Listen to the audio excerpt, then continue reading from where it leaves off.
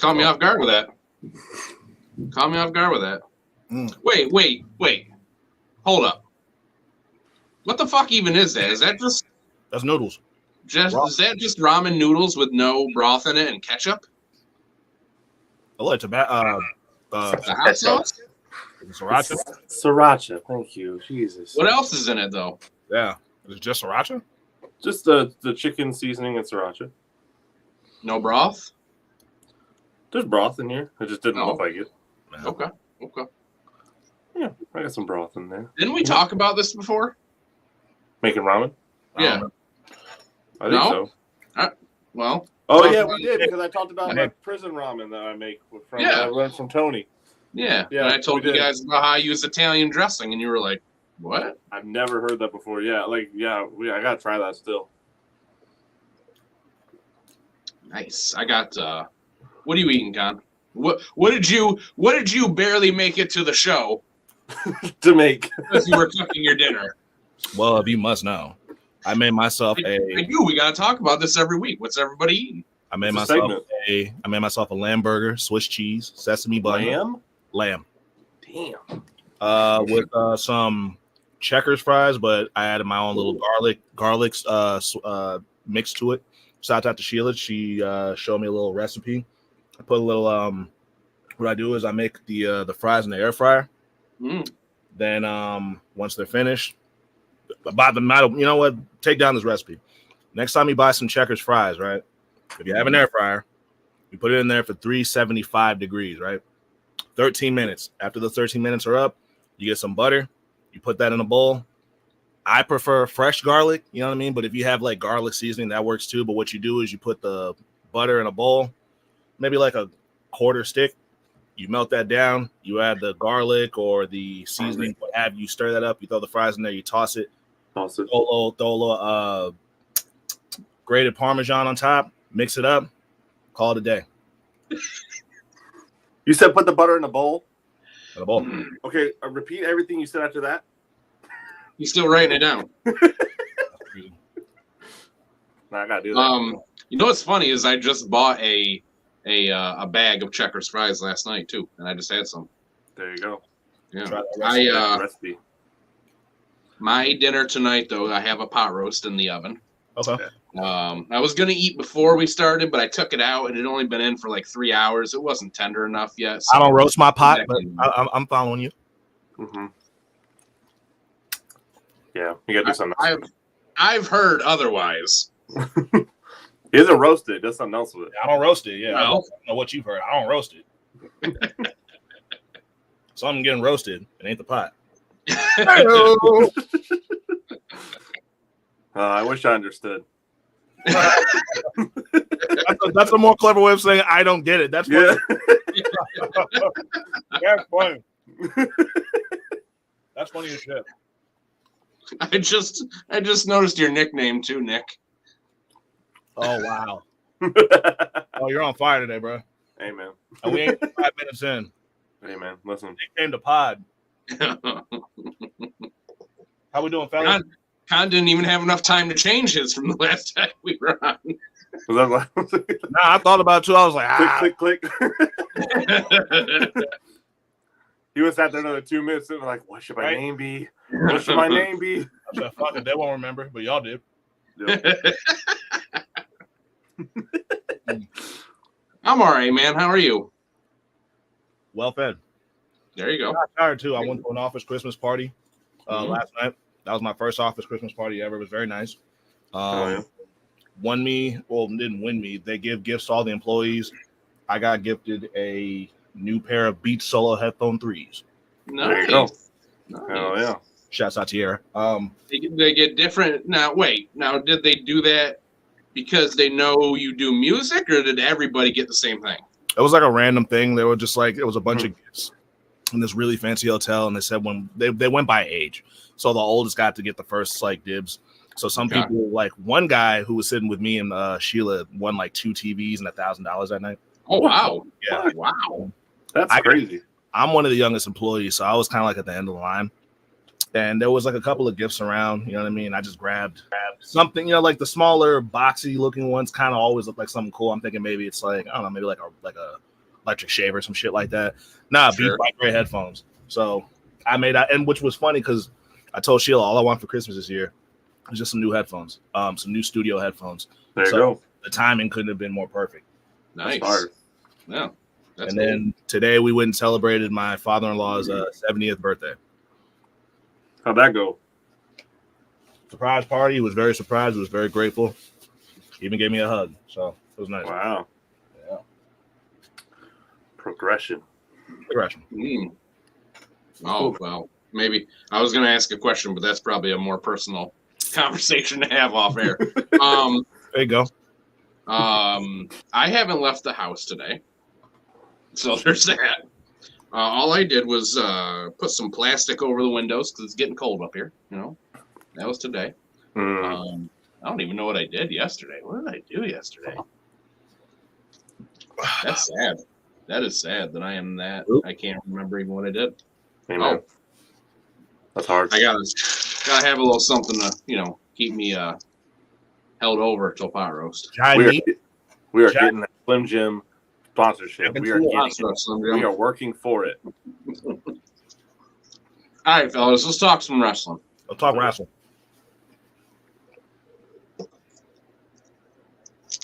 This is sad, bro. This is very sad. Yeah, it's pretty crazy. And I am a big Serena Deeb mark. I have been for a long time. Me too. I think you are too, Con. So there were a lot of reports too that she was gone because she had popped off to like Tony Khan about accusing him of cutting the time on her matches or something like that, and that's why she was gone. I heard that too. Jesus. So to hear this, like, not only was she injured, I don't even know if you call it an injury, but out there having seizures. It's a health thing. That's crazy. Yeah, I wouldn't call it an injury. I wouldn't call it an injury. It's definitely a health thing, though. It's in that column. No. I'm not the biggest Serena Deeb fan, but but like when it comes to wrestling and shit, like in anything, like this is separate. Like this is, I don't want to see anybody go through this, whether I like them or not, like, whether I'm a fan of them or not, it does not matter. Like, like I'm a Commanders fan. Like if a Cowboys deal gets hurt, that fucking sucks. Like that's the same thing. Like you don't want to see anybody going through anything like that, so that this is really, scary. And the video was kind of jarring too. Just the way she was kind of just in the black screen and everything. It was, yeah. It was uncomfortable to hear that. Yeah. Sucks, man. Never know what people are doing. Best wishes, man. That's all we can really say is best wishes. I hope she gets better. That really is sad. I would definitely pop if and when she ever comes back. So hopefully. Well, I mean, she did say in that video that her doctors have cleared her and she can come back. So okay. So hell yeah. So I'm hoping to see her back. Always liked her. Always thought she should have gotten a title of some sort. But me too.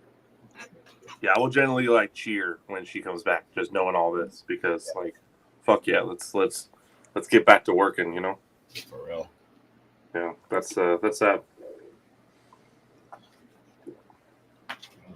Oh, now this is a big deal. Wow, that's pretty big. I'm not a huge Okada fan, but I know that him going to WWE or AEW would be a big deal.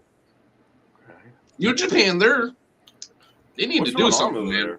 Yeah, people, man. Losing all their talent. I don't know. Is there something up over there, or is it just happens to be they're losing their people? So far, every person I've seen leave New Japan has left with a bad taste in their mouth from the company. Yeah, that definitely Kota Ibushi. He was not happy with them when he left. Yeah. Yeesh. I mean, I think Ospreay still, was on good terms with him, but I think it's just New Japan. You can only do so much there. Yeah. I mean, even I've said it before. I got pretty bored with New Japan because it started getting stale. I mean, it's just the same guys all the time and it's like in New Japan, every time you watch a match, that it's going to be 15 minutes to a half hour of an awesome in-ring match. You already know that you're constantly going to get a good match there. So absolutely, there's not a ton of storytelling or backstage segments or anything. It's just straight wrestling. It gets a little stale sometimes. And New Japan's kind of been struggling since, the Elite left, really. Mm-hmm. Yeah, I would say so too. That's it's interesting to see. I mean, so like they're not allowed to really. I mean, the storyline thing is a bothersome thing, right? But like also like they're not really cutting promos necessarily over there, really, are they? I mean, they always do. They always do like press conferences after, and they always show like them, not on TV, but they always release like the press conferences that you can watch after, like either on New Japan World or online. So that's where they do most of their talking. Yeah. Yeah, you don't really see like backstage segments where they're like getting interviewed or anything like that in New Japan. That's just not a thing that they do.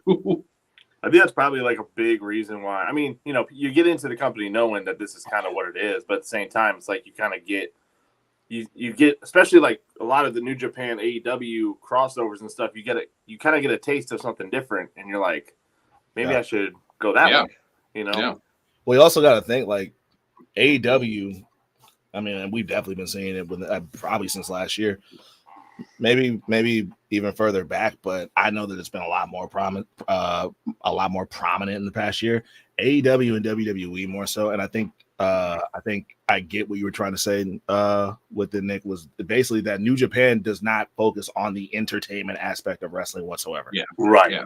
They are pure wrestling. Yeah. So if you're the type of wrestler that like cares about stuff like that, like that's your bag. You don't really care about the, for lack of a better term, like the glitz and glam of it all, like the flashiness of it all. Yeah. A place like New Japan might be your flavor, but if you feel like, all right, well, past this, I've kind of hit a ceiling, you're gonna want to look elsewhere. And that's why situations like Okada, we got situations like Kota Ibushi, Will Ospreay, who's saying that he's gonna honor the end of his contract and then go to AEW. Like it just sounds like there's quite a few top wrestlers on the New Japan roster that feel like they've kind of hit a ceiling. Yeah. And really, if you think about it too, like one of the reasons that I feel like, New Japan went through a very rough time before Bullet Club started.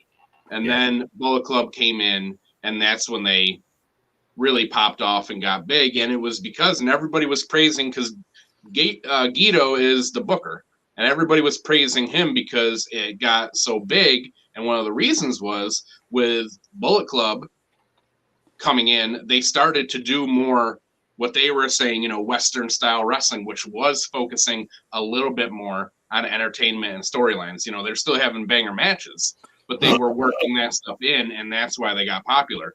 And now the Elite have left, and now it's kind of like with them went the entertainment segments, and they just went back to just kind of straight wrestling. It did. They brought, like you said, they brought that the entertainment aspect to New Japan, which that's a very, and I think I was like explaining this to Nick one time, like a New Japan crowd is vastly different from like an AEW crowd or a WWE crowd. They're very, very quiet for the most part. You know what I mean? They'll only really respond to the moves, and even then, they're not going to scream and cheer unless something really crazy happens. They'll applaud. Like it's super, super like just big on respect over there too. Yeah. Yeah. COVID was bad for New Japan too. Oh, big time. New Japan.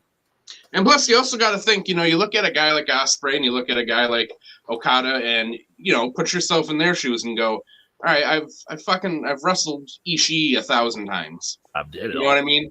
Like the roster just does not change there very much. And then you look over at WWE or AEW and go, there's a lot of people over there that I could do some stuff with that I've never done before. Yeah, that's got to appeal to every wrestler, really.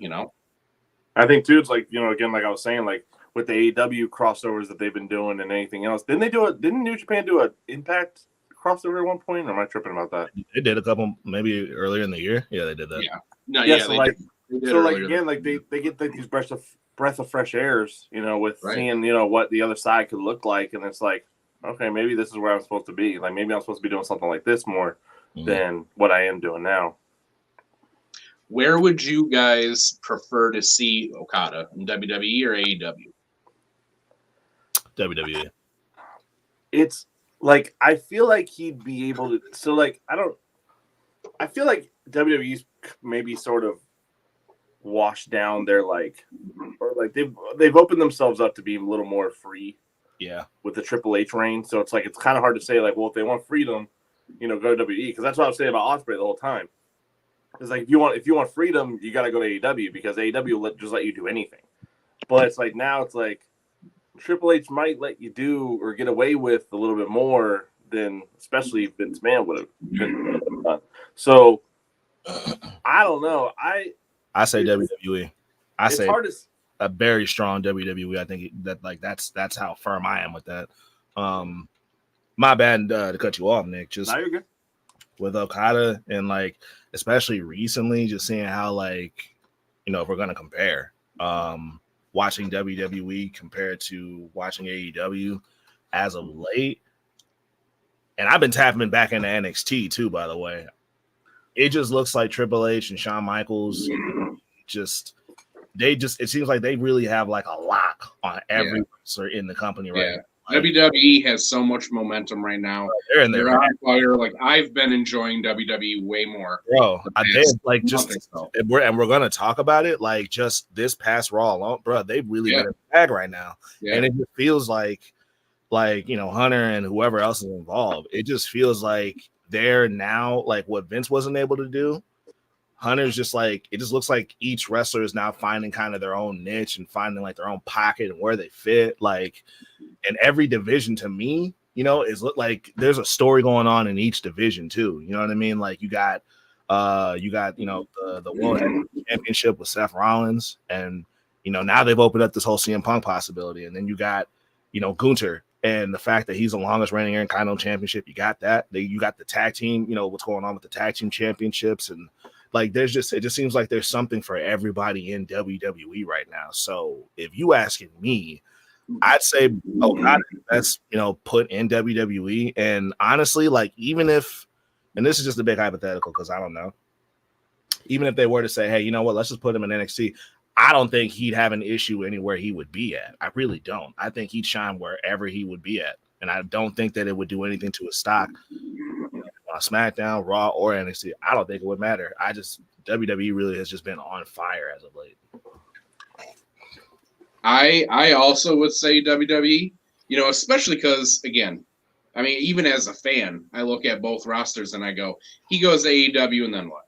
He gets lost. Her roster is so ridiculously. What's Kota Ibushi doing right now? What's that? What's Kota Ibushi doing right now? Yeah. And he just signed, right? Like not too long ago. Just signed, like a month or two. And he's one of New Japan's biggest stars.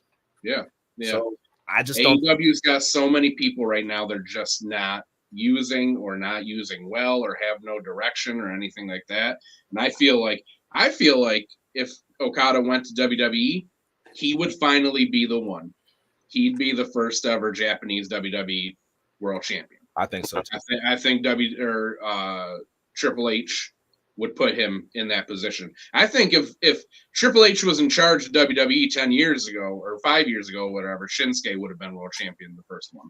But seeing as he wasn't, now I think Okada goes to WWE, he'd go right to the main roster. He'd be put right into a major storyline, and he'd probably be champion soon-ish. I could see him if he showed up, him and Gunther, have him be the one to beat Gunther. That'd be pretty cool. I could totally see him beating Gunther. Yeah. I was just gonna ask you guys. So say he goes to WWE, right? Who would you like to see him feud with? I'd be down for Gunther. That'd be a fucking match right there. I forgot about Gunther, but I'd like to see him go against Gunther. I would definitely like to see him go at it with Punk. I would love to see him go at it with Punk. Seth Rollins, honestly, I would like to see him lock up with Seth and Finn Balor. Man, okay, yeah. Because I don't know if Finn was.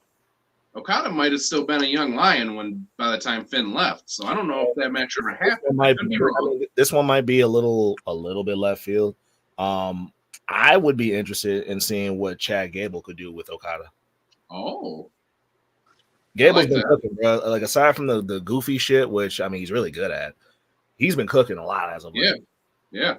I really thought that he was going to get a bigger push. Yo, right now, like, all right, so let's just take this off real quick and just talk about it a little bit because we keep going off into this subject. So let's just talk about it. WWE is like just everybody. I almost feel like we're getting like another Attitude Era. Remember in the Attitude Era, Con, where like just everybody was over, like ridiculously There over. were so many people, no bro. matter who it was. You could pick a hat. You know what I mean? I feel like that's where WWE is getting right now, because I was just thinking about Alpha Academy. They are fucking over. They are so over right now. Bro, Con is frozen. Oh, they're killing it right now. Hey, y'all can see me? Y'all good? Yeah, you're good. Yeah, it froze just for a second there. Yeah, I agree. Yeah, Alpha Academy, they're like, and it didn't look promising for them for a minute. And I don't know. I think like once they got with Maxine, shit just it always clicked. I felt like it always clicked with Otis and Chad. But I think adding Maxine to the mix, I think that definitely helped them a lot. And personally, again, I'm not a fan of Akira Tozawa at all. I think it's annoying, but it just looks like everything they're doing right now is just working for them. I like Tozawa being with them because, like, I don't have like a strong affinity for Tozawa or anything. But if you're gonna have him on the roster, do something with him. You know, he's been there for a long time. You know, he's doesn't cause any problems. He's done whatever they asked him to do. He's lost a million times. Like, do something with him. So I kind of like that he's with him. I saw and I didn't know this. I saw a really old photo of Tozawa when he first started wrestling. And he was a big boy. Like, I didn't know that, bro. So when I saw that, I thought it was a joke at first, and then I YouTubed him, and it was like he used to be like a chunky boy, and it was like, wow, like, so that made me respect him a little bit more. But just as a character, I think he's insufferable. Sean Ross Sapp, SRS of Fightful, he put out a tweet the other day that made me think. He said that like WWE right now has so many baby faces that are extremely over, and they haven't had that in a very long time. And I started thinking about it, and he's right. You got Cody, Sammy, Jay Uso, you got LA Knight, Randy Orton, CM Punk clearly is a face right now, and that's what they're probably going to keep him. Like, there's so many faces that are like ridiculously over right now, and it hasn't been that way in a long time. WWE like really hardly leaned on John Cena for a long time and didn't build up other people. And Triple H is clearly not of that attitude. I love watching him basically doing like this like redemption arc almost, where it feels like he's just writing all wrong.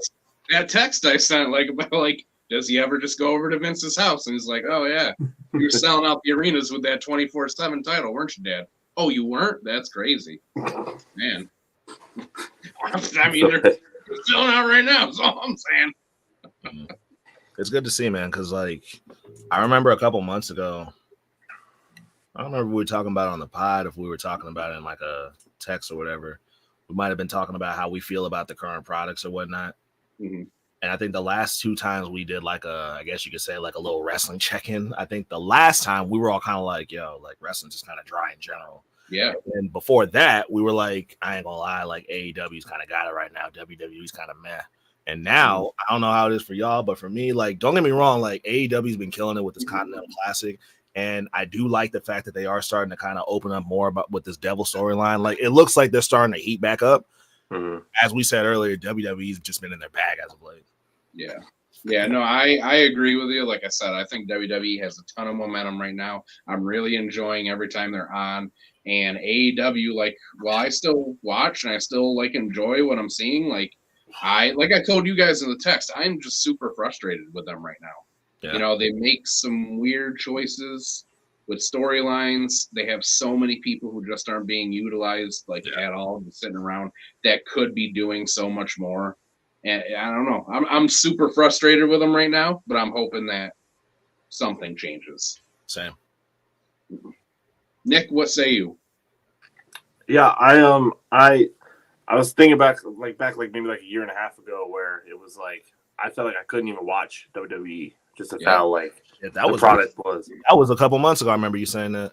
Yeah, like I was just like, dude, I was like, everything I watch, like even now, like sometimes I'll tune in. I tune in more now, but like sometimes I'll tune in for like what the beginning section is, and then like it'll kind of go off into some couple storylines that I just don't care about, and then it'll come back and do something. So I kind of keep it on the TV essentially while I'm doing something else. But it's got more and more of it's capturing my attention, especially with the Punk stuff, especially with, Seth and, the Judgment Day is always just, running shit. So it's definitely gotten a whole lot better. But I definitely was at one point a couple times in my fandom where I'm just like, I can't watch WWE. And it's weird because I don't think AEW has ever done that for me yet. So it's like, I'm not ruling it out or anything, but I love this Continental Classic thing.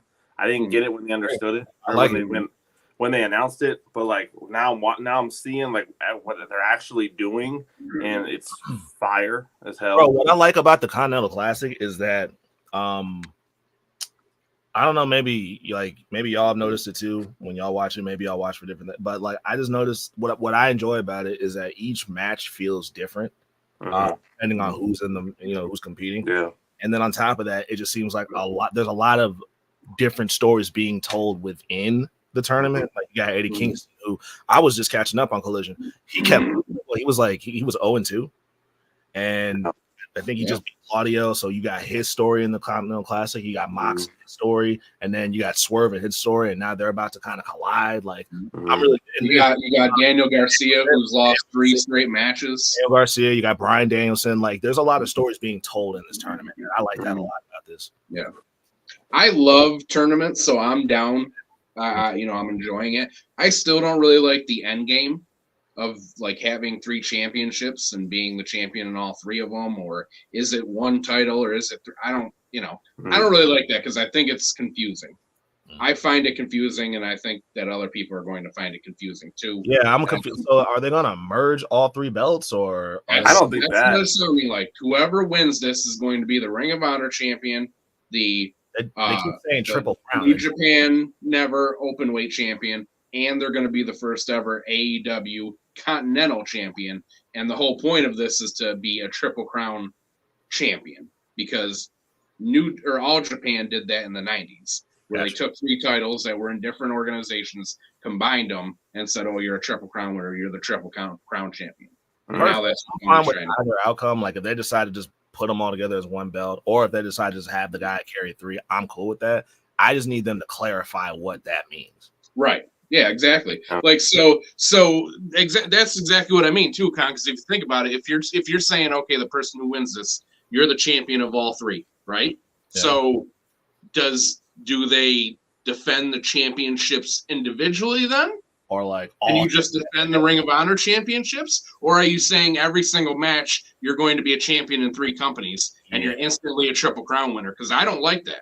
I think that's weird to be like, yeah, you just win one match and you're a champion in 3 organizations and you're a Triple Crown champion. I don't know that I like that, So are you defending them individually or are they all together all the time? I like that, but only because, y'all know I love me Kurt Angle. Y'all know I love me TNA. Y'all love me. Y'all know I love the Man Event Mafia. I just remember when Kurt had all the championships at once, and as chaotic as that was, right? I like that. I just don't like that it's all in one match. I'm down if you're just if the story is I'm the belt collector and I'm just going around and fucking beating people in individual matches. I got all these belts. Okay, I like that idea.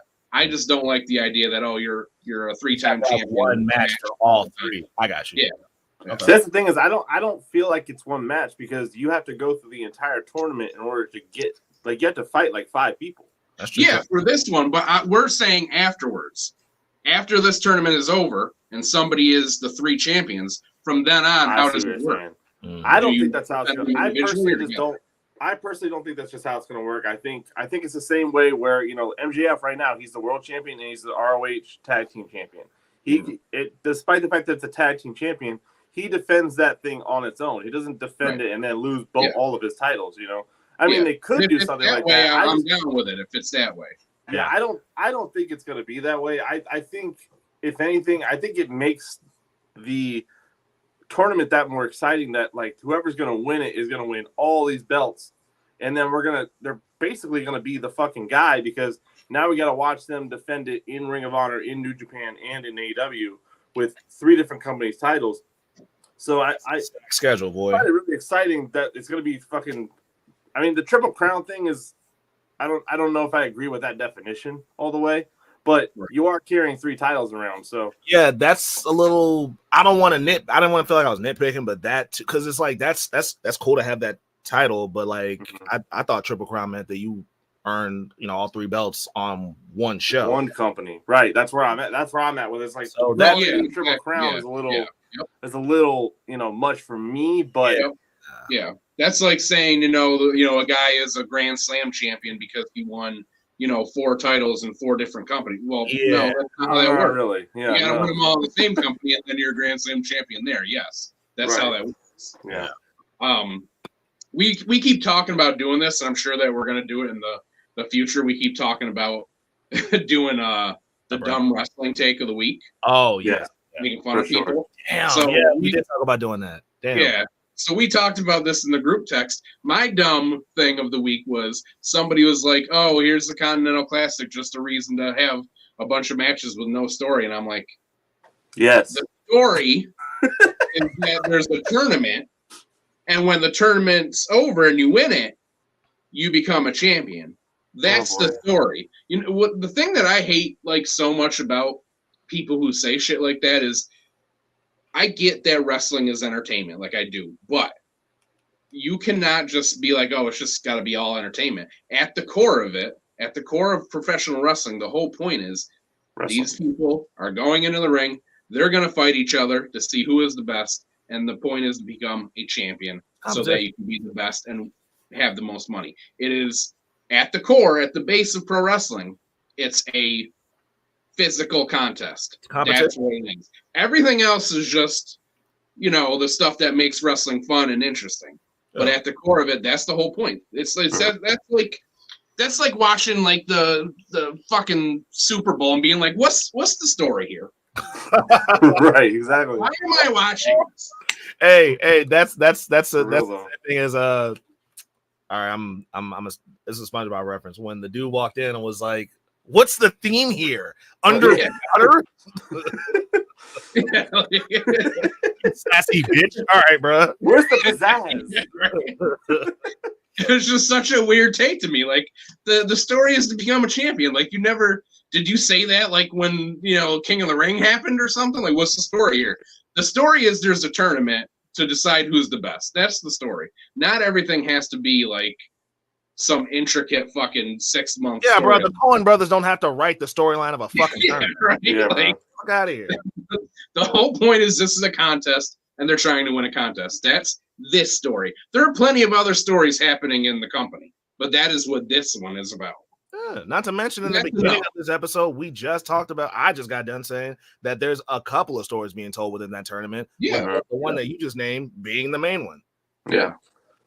I am interested in them telling us how the Continental Champion defends his title. Is it only in the tournament? So, like, we have to wait for him to get another tournament? Or does that make him essentially the Owen Hart thing that we had?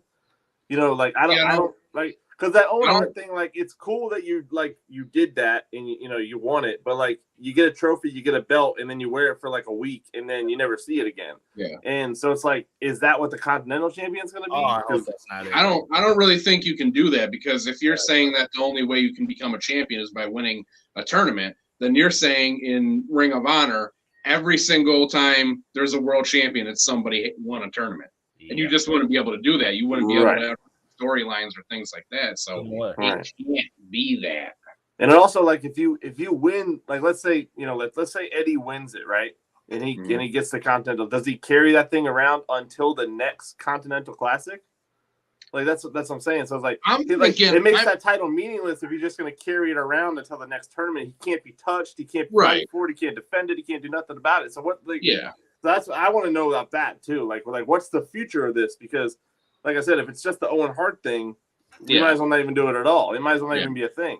I think that the Continental Championship is actually going to be a new championship in AEW. That's what I think so too. Because the Continental Championship is going to be the AEW title.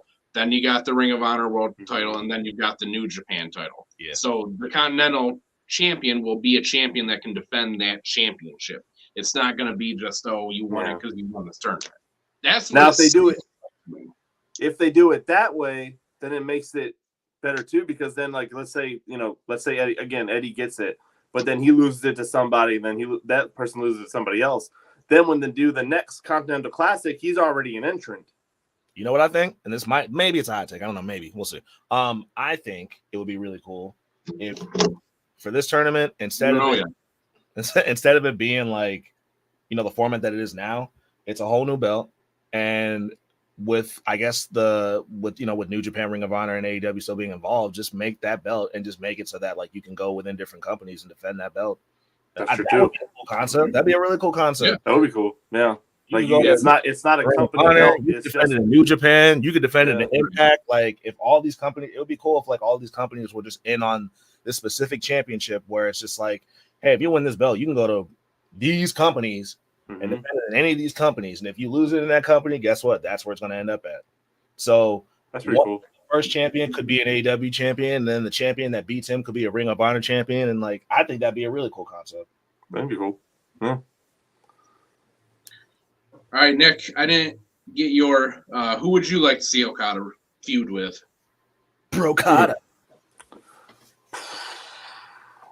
You know what's funny? Because I don't know much about Okada. The only really thing I know about Okada was when they announced Forbidden Door and Hangman said he wanted Okada. Like the way he said it, I always think of that when I hear Okada's name. Like, I want Okada. I'm like, okay.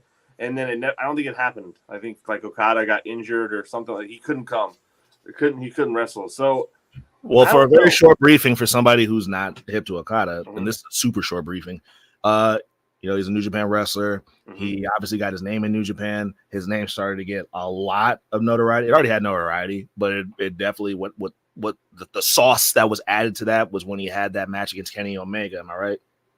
Emmy, am I right? Was it Kenny or was it Jericho? I would say it happened. It was before that. They were already pretty clearly making Okada their guy, right? But I would say that yes, as far as like mainstream, I would say mainstream, yeah, for sure. That's when they started. That was when Dave Meltzer did the whole like 6-star thing. Remember that? Yeah. That's like around the time where like the rest of the world started to get to hip to Okada. It's definitely the time that I got hip to Okada. But I mean, before then and on, like he's just been like, I guess like who would if you could compare Hammy, who would he be like the equivalent to in WWE? He's their John Cena. Okay, he's New Japan's John Cena. That's who he is. Okay. Yeah, he's the guy that they hitched their wagon to and said, "This is the guy, and everything's gonna revolve around him." And I think he's like a fucking 7-time New Japan World Champion. I'm pretty sure he holds the record for the longest title reign. He had it for like 2.5 years at one point. For a while. Like, a long time. Yeah. So he's definitely like the guy with them. So I think Finn's a good option. I think Finn would be really good. I don't know which one you guys said. Would you rather see him in? Do you think he goes to WWE or AEW? So that's the thing. Is like, okay, like WWE, like you're right. Like they have so much going on with everybody that like they could easily just like write something up for him and get him going, right? Most definitely. AEW, it's like they have so much talent on that roster, but not a lot of people are doing them a whole lot. Yeah. Like I see, like I think I said in the text, like when we were talking about this, I see Jon Moxley every week. I love Jon Moxley. I love seeing Jon Moxley every week. Do I need to see him every week when you got so many other people that are doing nothing? Like that's what I'm saying. Like I don't need to see Mox every week when you got all the guy who like at this point like a loss or just an absence really wouldn't hurt him. Yeah, I don't know. Yeah. At this point, Mox in AEW is like it's Seth Rollins in WWE for me. He's solidified, bro. He's solidified. You can't like he can lose 1,000 matches. It wouldn't matter. Yep. Like he's Jon Moxley. It doesn't matter to me. So that's what I'm saying. So like you got so much talent on that roster that I just don't like. I look at it as like Jay White was really slow to get going in AEW. Really slow. Like to the point where I was like, what the fuck are we doing? Like why did we what was the hype? You know what I mean? Then they finally put him in the world title picture, which is it worked. It was very good, but it was just like your only claim to fame can't be a world title section because there's only one. Like only one person could be in a world title feud. So it's like I don't know. I would probably say WWE just because I feel like there'd be more direction, more direction, more room for him. Yeah. So if I'm looking at it, like I said, like I think Finn Balor would be good. Yeah. I don't know which one of you guys said that. I think Seth would be really good. Yep. I think him and LA Knight would probably be good. I think he would have a crazy match with Jey Uso. Yeah. I think he'd have a buck wild match with Jey Uso. Think of him and Shin squaring up in WWE instead of New Japan. That'd be interesting. Yeah. Him and AJ. Ooh, I forgot about AJ. A lot of options for him there. That would be really good. Mad options. Yep. What's next on the docket? Yeah. Yeah, this is getting a little weird. Yeah. Hold on. Endeavor, the same company that owns them? Yeah. Sir, the same company that owns WWE. Yeah. I didn't even know they had a streaming part. What the fuck is going on? Yeah, remember Aaron posted. Oh, you probably Aaron posted this. I missed it. Chat. Yeah. What? Yeah. All this is getting a little weird, you know. So Endeavor owns WWE. They are, dipping into TNA now, apparently, with making them a streaming partner for them. They have, I think. Hold on, just 1 minute. Let me check something here. Yeah. So I don't know if you know this, Hambone, about me, but going into this knows about me. Yeah. This is weird too. Yes. So I'm very big into like who owns what and like who does like I'm very interested in stuff like that. I don't know what to call that, what that is, but like Disney owns ESPN and Hulu and all this stuff, right? I love when I see stuff like that. So like when Endeavor bought WWE and they're with UFC, it was like, okay, this is crazy. This doesn't make any sense. Yeah. I don't understand what's happening here. And the whole, like, the other slide, too. Like, I don't understand what's happening there. Like, all these TV deals and all these streaming deals, like, what is going on? Yeah. I mean, this is, I don't understand what this even means because they, TNA, they're not owned by Endeavor. What is Endeavor's going to stream for them? Like I'm all about TNA getting some more eyes on them and everything because I think that they're a good company with some good some talent and it'd be interesting to see them get a bigger stage. Absolutely. But I still don't understand what's happening exactly because Anthem owns them. Yeah. Not Endeavor, but now Endeavor's their streaming partner. So I don't know what's going on. I'm seeing a whole lot of mingling going on here. There's a whole lot of mingling. Yeah. And then speaking of mingling, like I said, we go into this where apparently Warner Brothers, who owns TNT and TBS, which airs AEW, are interested in getting the rights to Raw. How is Monday Night Raw going to be on HBO Max before AEW is? Right. Please explain that. I don't understand that for years now. Good question, bro.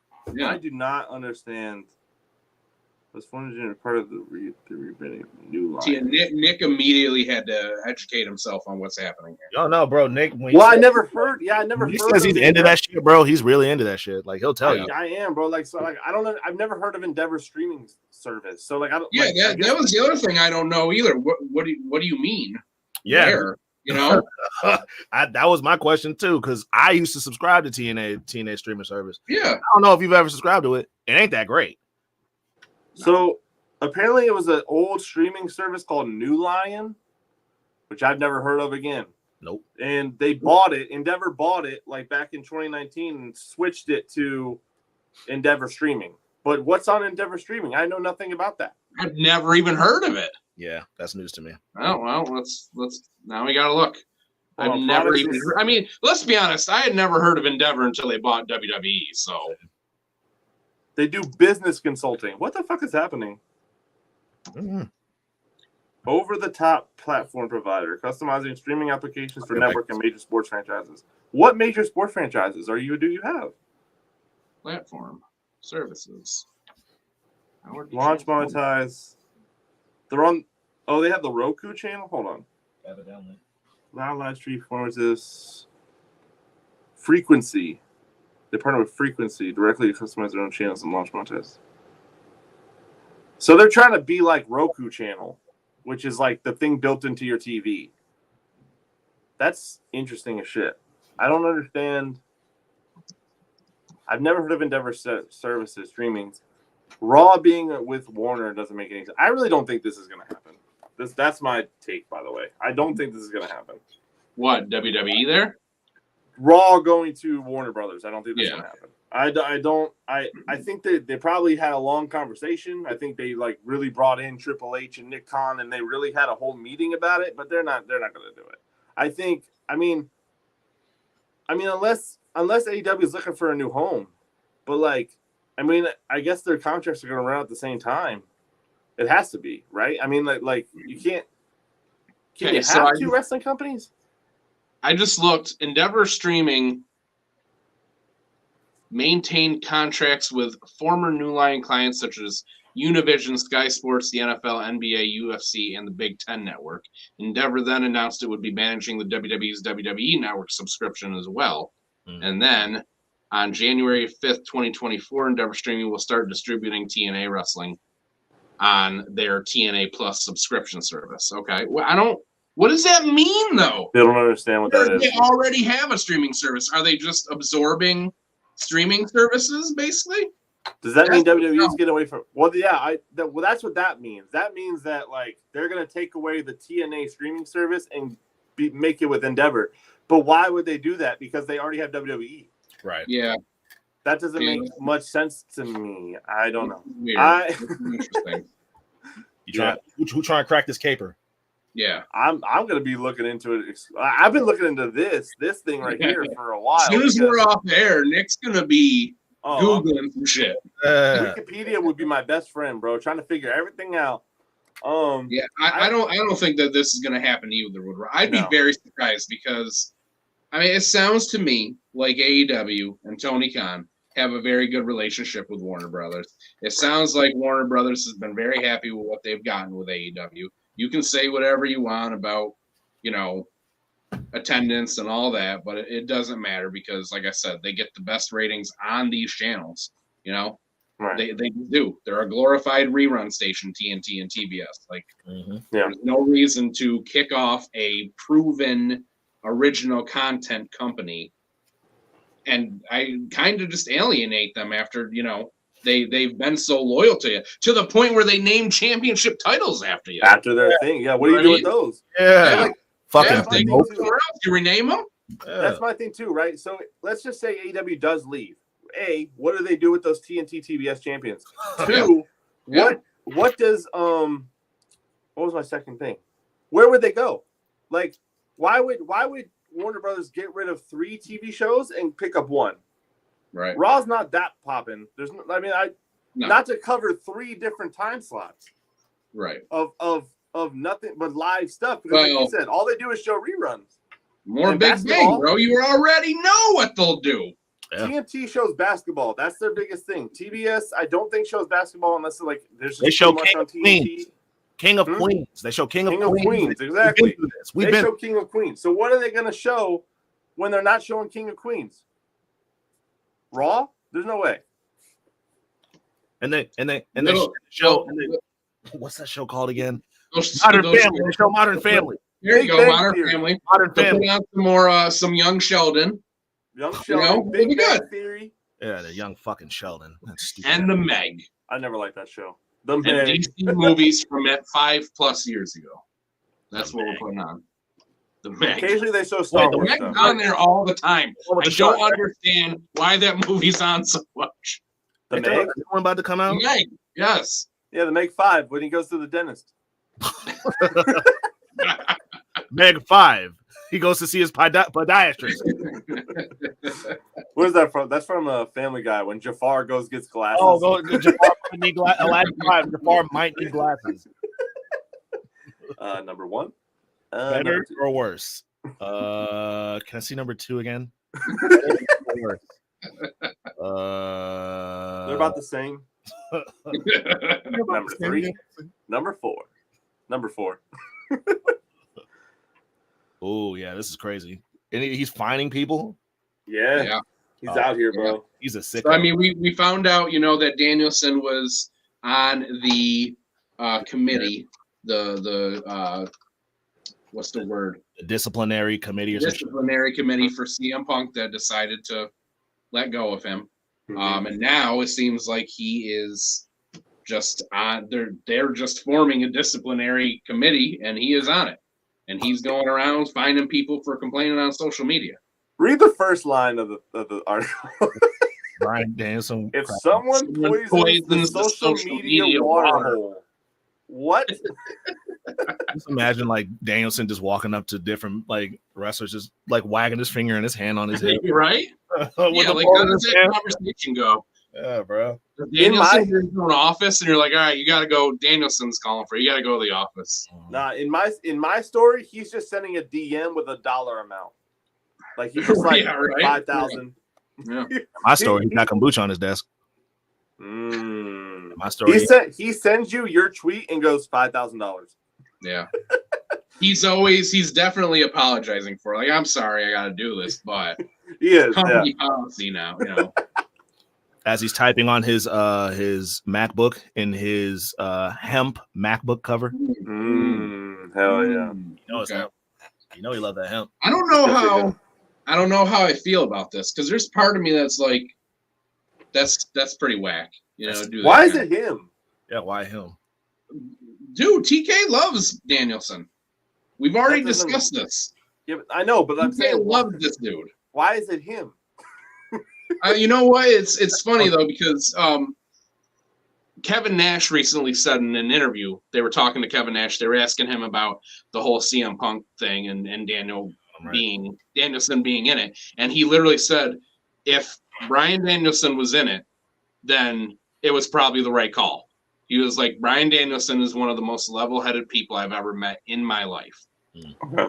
So I mean, I think that's probably why. Like, yeah, I think he's respected by everybody on the roster, and more so than that, like, I think he is a guy who people look at and go, yeah, he's, you know, if he says this, he's probably right. I probably shouldn't have said that. You know what I mean? No, I mean, I you know, I can't help but agree. You know, I feel like he seems like that type of person, you know, but I don't know. The guy who says kick your fucking head in is giving out fines. So it's kind of hard to, it's just weird to me. Well, Bryan Danielson, the wrestler, is much different from Bryan Danielson, the AEW employee. That's very true.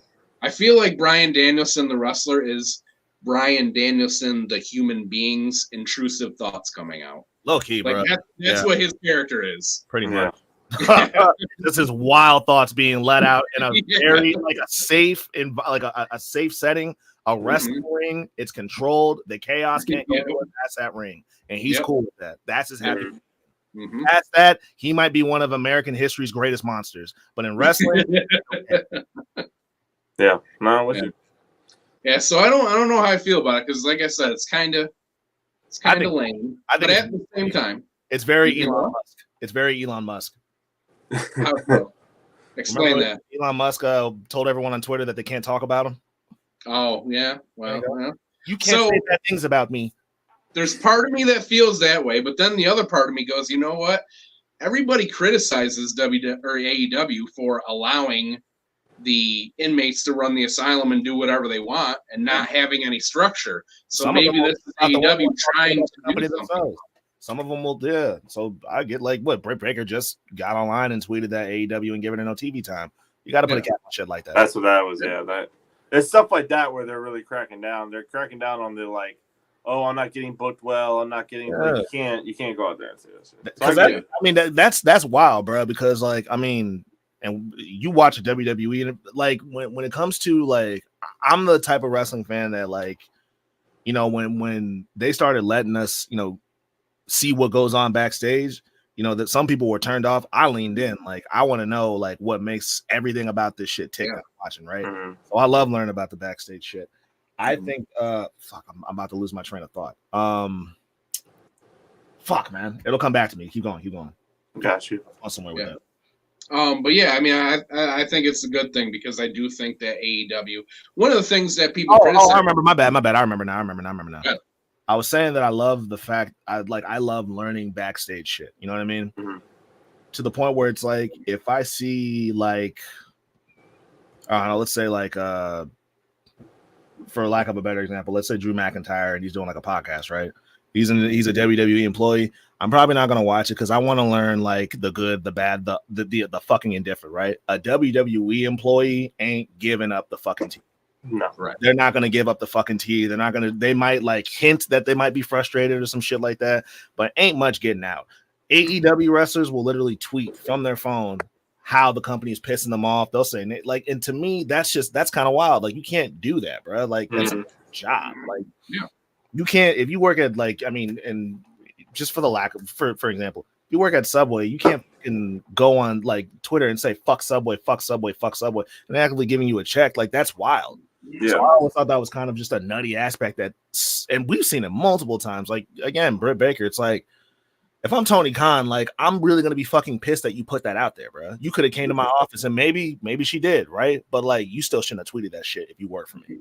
Yeah. Nah, either way, it should have been handled in house instead of on the internet. And I think we had that conversation. You, me, and Nick, we had that conversation in the wrestling chat with somebody. Well, we were remember that? Yeah, a while back, someone was like, "Yeah, no, say that shit." I'm like, "Fuck no, dude." Like, I was like, "Go handle that shit in the house." Like, respect where you're at. Like I don't care how bad they're like they're not treating you that bad if they're just booking you bad, bro. Like, go figure that shit out. Like, you're not like being abused. Like, calm down. Like, go see what's going on. Go figure that shit out. Like, go handle that shit. Don't do that shit, bro. Don't like air your dirty laundry out for the world to see, for the world to comment that has no idea what's going on, no context, no idea what's happening, right? Like, that don't make no sense. That's always been tacky to me. I always thought that was very tacky. Yeah, it's very tacky. And if one of the things that people criticize AEW for a lot, and Eric Bischoff does it a lot, is that they don't really have any kind of backstage structure. It's just Tony Khan, and then the wrestlers are kind of doing whatever they want, Here it is. They're coming up with their own storylines, things like that. So I kind of feel like, especially knowing that 2024 is going to be Brian's last year as a full-time wrestler, maybe this is TK trying to start to establish a structure underneath him to, form like something backstage so that things run smoother. People aren't getting frustrated and just going out and, saying it wherever, things like that. So maybe it's a good thing. In time, maybe this will become a good thing, I think it's a good thing already, but I'm just, we can move on. Oh, yeah, that was funny. I thought that was funny. I thought it was funny too. I thought it was funny. I'm still not like completely happy like right now with Funk being back and all that, but this was funny. I thought it was funny. And I loved that promo. I really loved it. This one was much better than that Raw shit. Yeah. That Raw thing was very bootlick. I'm home. I love you guys. Blah blah blah. SmackDown promo. Maybe it is like Punk said. His time got cut. Whatever. But if that's the case, why would you? If you're gonna cut his time, if you're gonna put him on last, like I understand the idea behind it, but Punk's one of the best talkers of this generation, and he's coming off a very controversial run in the other company, and you're gonna be like, yeah, just go out there and you got like 5 minutes. What? Yeah. No, let the guy talk, and that's what they did on SmackDown. Yeah. That SmackDown promo was it for me. I don't know about y'all. It was it for me. I love the way this article phrases I love the way people write articles. CM Punk dropped another pipe bomb. Calm down. Yeah. Calm down. It wasn't a pipe bomb. He said one thing. Yeah. My thing about it is and maybe this was Punk's plan and it did happen and all that stuff, but him saying that almost alludes to the fact that he was kind of calling it out like this didn't actually happen. You know what I mean? That's true too. Yeah. Or someone did it to him. Like maybe someone else threw the punch backstage. Like maybe. I mean, he was talking about the Bucks and Brawl Out. Could be. And that's PK thing all in. Could be. Yeah. So that's kind of where I'm at with it. But I thought it was talking about Brawl Out. It's funny either way to fucking air your shit out this way because it's just like very clever, very Punk, very vintage Punk, very tongue in cheek. Right. Yeah. I thought it was funny, and I feel like again, I'm not happy seeing him right now, but I feel like if a couple months go by and he doesn't cause any fucking shit, I think I'll feel good about seeing him again. Because this, like I said, he said this, and I was like, all right, that was funny, you know. And I feel like if I was like just not going to get over this, that I would be like, whatever, you know, I wouldn't have been entertained by it. But I did find it funny, so I loved it. I'm hoping that in a couple months I can feel good about seeing him again. I like the you know, like the mission trip to NXT for Stand Deliver. I like the Cora Jade thing that he did. I had to look that up because I wasn't hip to that. I had to look that up. Yeah, I've seen that clip a few times in the last couple of months. So when that actually happened, I was like, oh shit, this is a good thing. So like, I like seeing stuff like that, regardless of, you know, how you feel about Punk in the situation. I think that's really cool just for him to do that, because he didn't have to do that.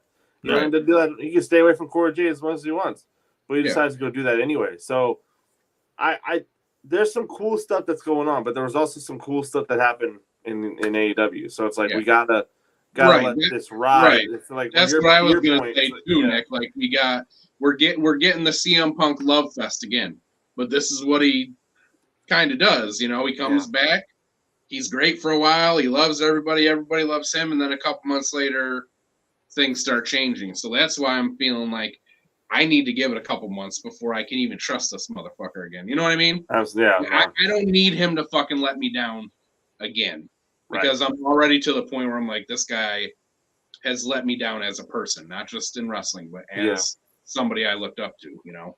So, I'm always support CM Punk just because I'll admit it, I'm a CM Punk stan. I'll always support him.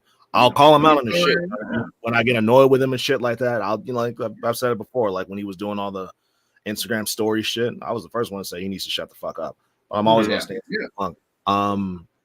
My perspective is that, and like I totally get Hambone. With me, he'd be a fucking moron to make a return to a company that we did not think he was gonna come back to ever. He'd be a fucking moron. He'd be a fucking moron to blow it again. You know what I mean? Like, so that's why I'm just like, for me, when he came back, I was like, there's no way he can't be that stupid. You know what I mean? Like, the stakes are too high. This feels like his last chance. You know what I mean? Like, I think that if he fucks it up this time, there's just no coming back. Like, not even like a TNA fucking debut would. I wouldn't even care after that. Like, so to me, I'm like, there's no way. There's just no way.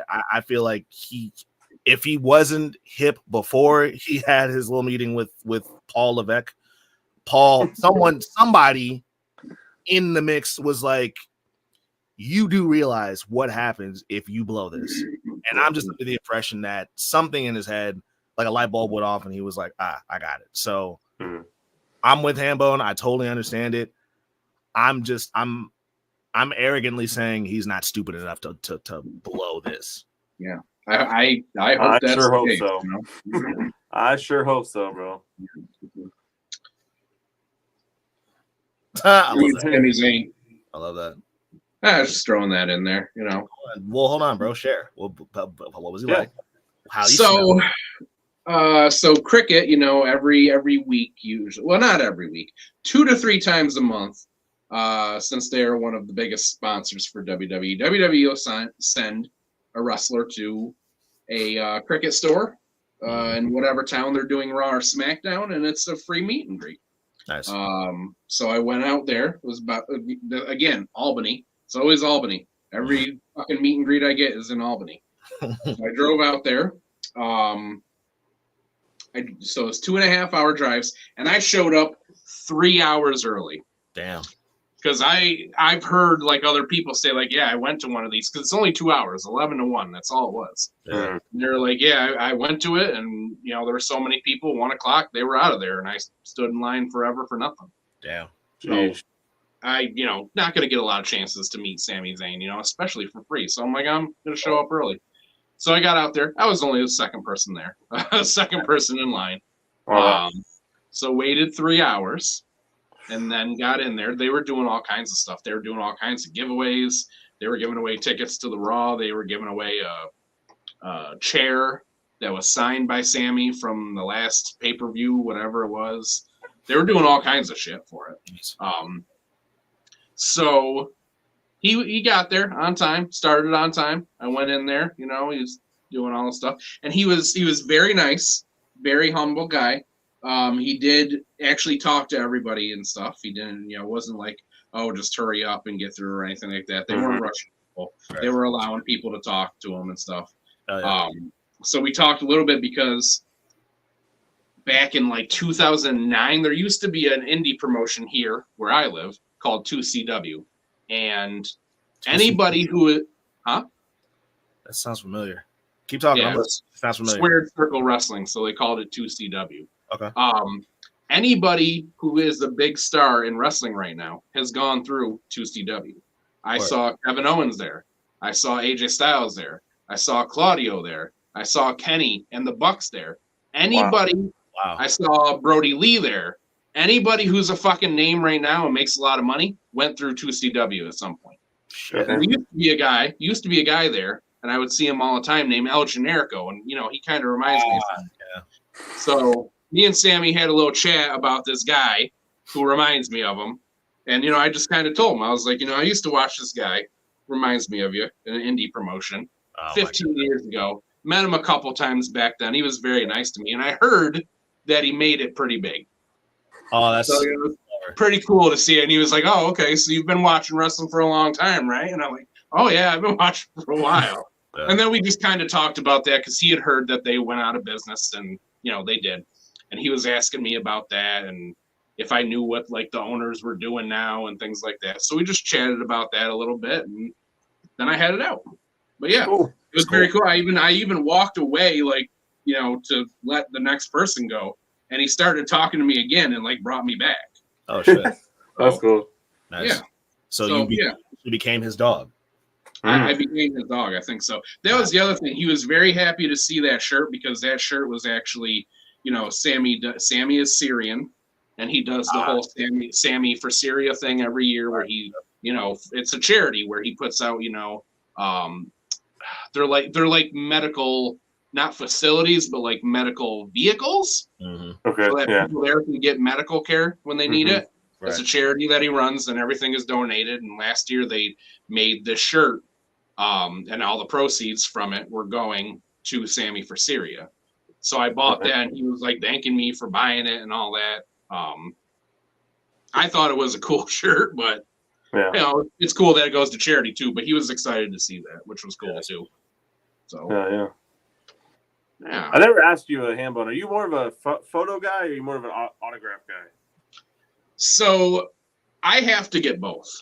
Okay. I'll be honest with you. I need to get both. Back in the day, it didn't used to be like that. I used to just be autographs for some reason, but then the older I got, the more I wanted photos. But now I really want both. Okay. They did have like little cards there. If you didn't, you could bring whatever you wanted. If you wanted to bring something, he would sign it. You weren't getting charged for anything. Okay. And then they had little cricket cards with him on it, and he was signing those. So I got the picture and I got an autograph. So nice. Yeah. Cool. But yeah, my thing that I usually try to do is when I meet somebody for the first time, I get a combo, which is a photo and an autograph on an 8x10. A 2-piece.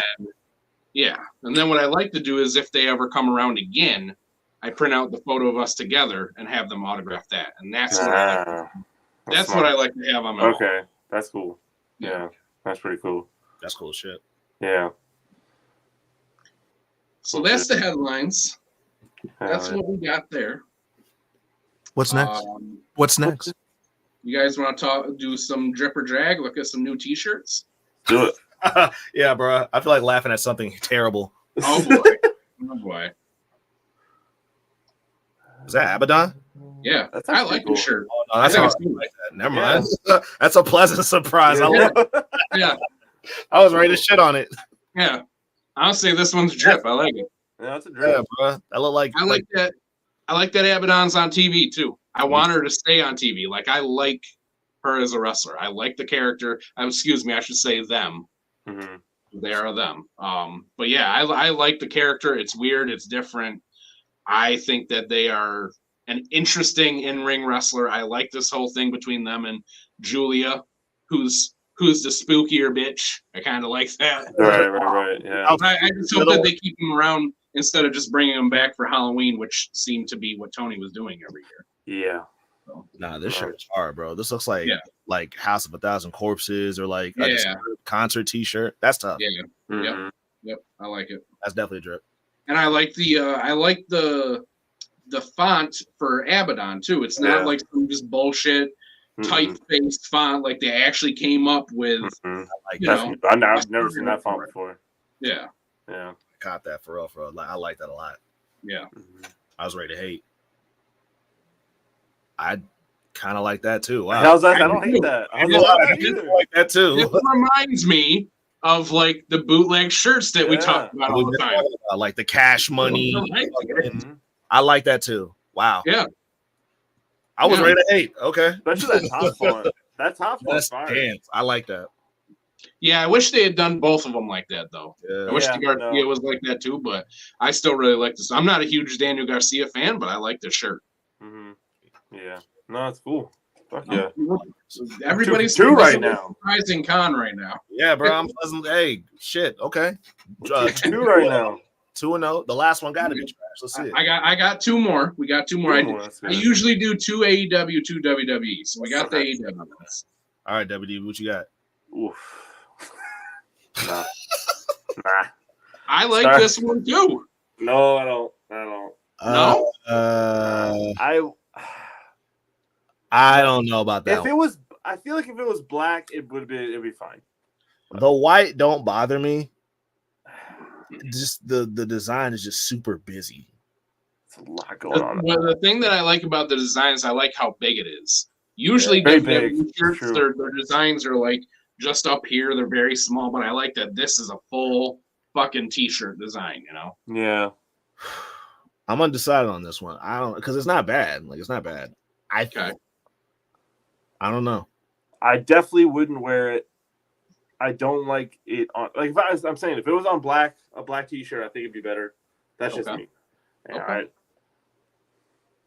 I'm also admittedly a person who doesn't like white T-shirts. I'm not that, but that has nothing to do with why I don't like it on the white T-shirt. Yeah, like, I just don't like that design on that white T-shirt. I'm undecided on this one. White's a difficult color. Bro, it gets dirty so quick, and like it just exposes everything that's here. I don't want. Nah, I'm good. Yep. I got mad. Like my wardrobe is damn near monochromatic, so I got a lot of black T-shirts. So white is kind of like a nice contrast. Like I have a like when I bought those ECW T-shirts, I have a black one and I have a white one. I'm wearing a white Babe T-shirt, so like it's nice to get a little white in there. The white is what's catching my eye. Say it, Nick, because I was thinking it too. So say it. It's nice to get a little white in there, huh? Nice to get a little white in there sometimes, isn't it? Yeah. But I don't. White is a difficult color, if you know what I'm saying. Very difficult. Very privileged color too. I try to stay away from white as much as I can, to be honest with you. I don't think so. I don't know. Like I do think that like. I do like the purple, white, black, like the purple and white and black combo. I like the color scheme is fine. The color scheme is great. Color scheme, because that's their whole thing. Is like the black with the purple like accent. And I was gonna say, you know what's crazy is we're saying this, but every time we see like white gear in wrestling, we're like, that shit's fire. Like, look at that shit pops. I think it's the T-shirt. Yeah, I think it's the T-shirt. Yeah, but no, if it was like, it's true. I don't know. If I saw like Damian Priest wearing like that, but like on a jacket that was white, maybe it'd be different. You know? I don't know though. Maybe I feel different if it was like a hoodie. Okay, yeah, that makes sense too. Okay. I'm like, all right, so we're 2 out of 3, let's say, because I feel like you guys are leaning more towards drag. I'm definitely leaning more towards drag. I don't know about. I think Con's kind of more in the middle. Yeah, so we're probably averaging drag right now. Yeah. Okay. Who's this? Oh, Randy? That's Randy. Yeah. I like that. What do you think? I really like the Viper with the lightning bolt design. Mm-hmm. I hate that cream color. I was about to say I'm not the fan of the cream color though. I hate that this is all of his shit is this color now. It's like cream and I'm gonna be honest. I don't like it. The only I'm on the opposite end. I like the cream. I think the only thing I would change, and it's so minor, I would just change the color of that. First of all, actually told to keep it a whole beam, I just take the Thunderbolt out because to me, I'm just thinking of Punk when I see that. But other than that, I would wear that. I would wear that. I think it would look better too if they took the RKO out at the end, at the bottom. Just Strike first, with that. Strike it's first. very busy with that, and it looks like it goes. Honestly, yeah, because it's already on the back of the shirt too, so I don't think it needs to be twice. Yeah, right. Yeah.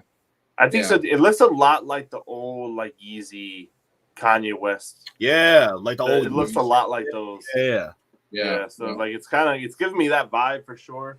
With so a couple, that's why he went with the cream adjustments. With a couple of adjustments, I would wear this. Yeah.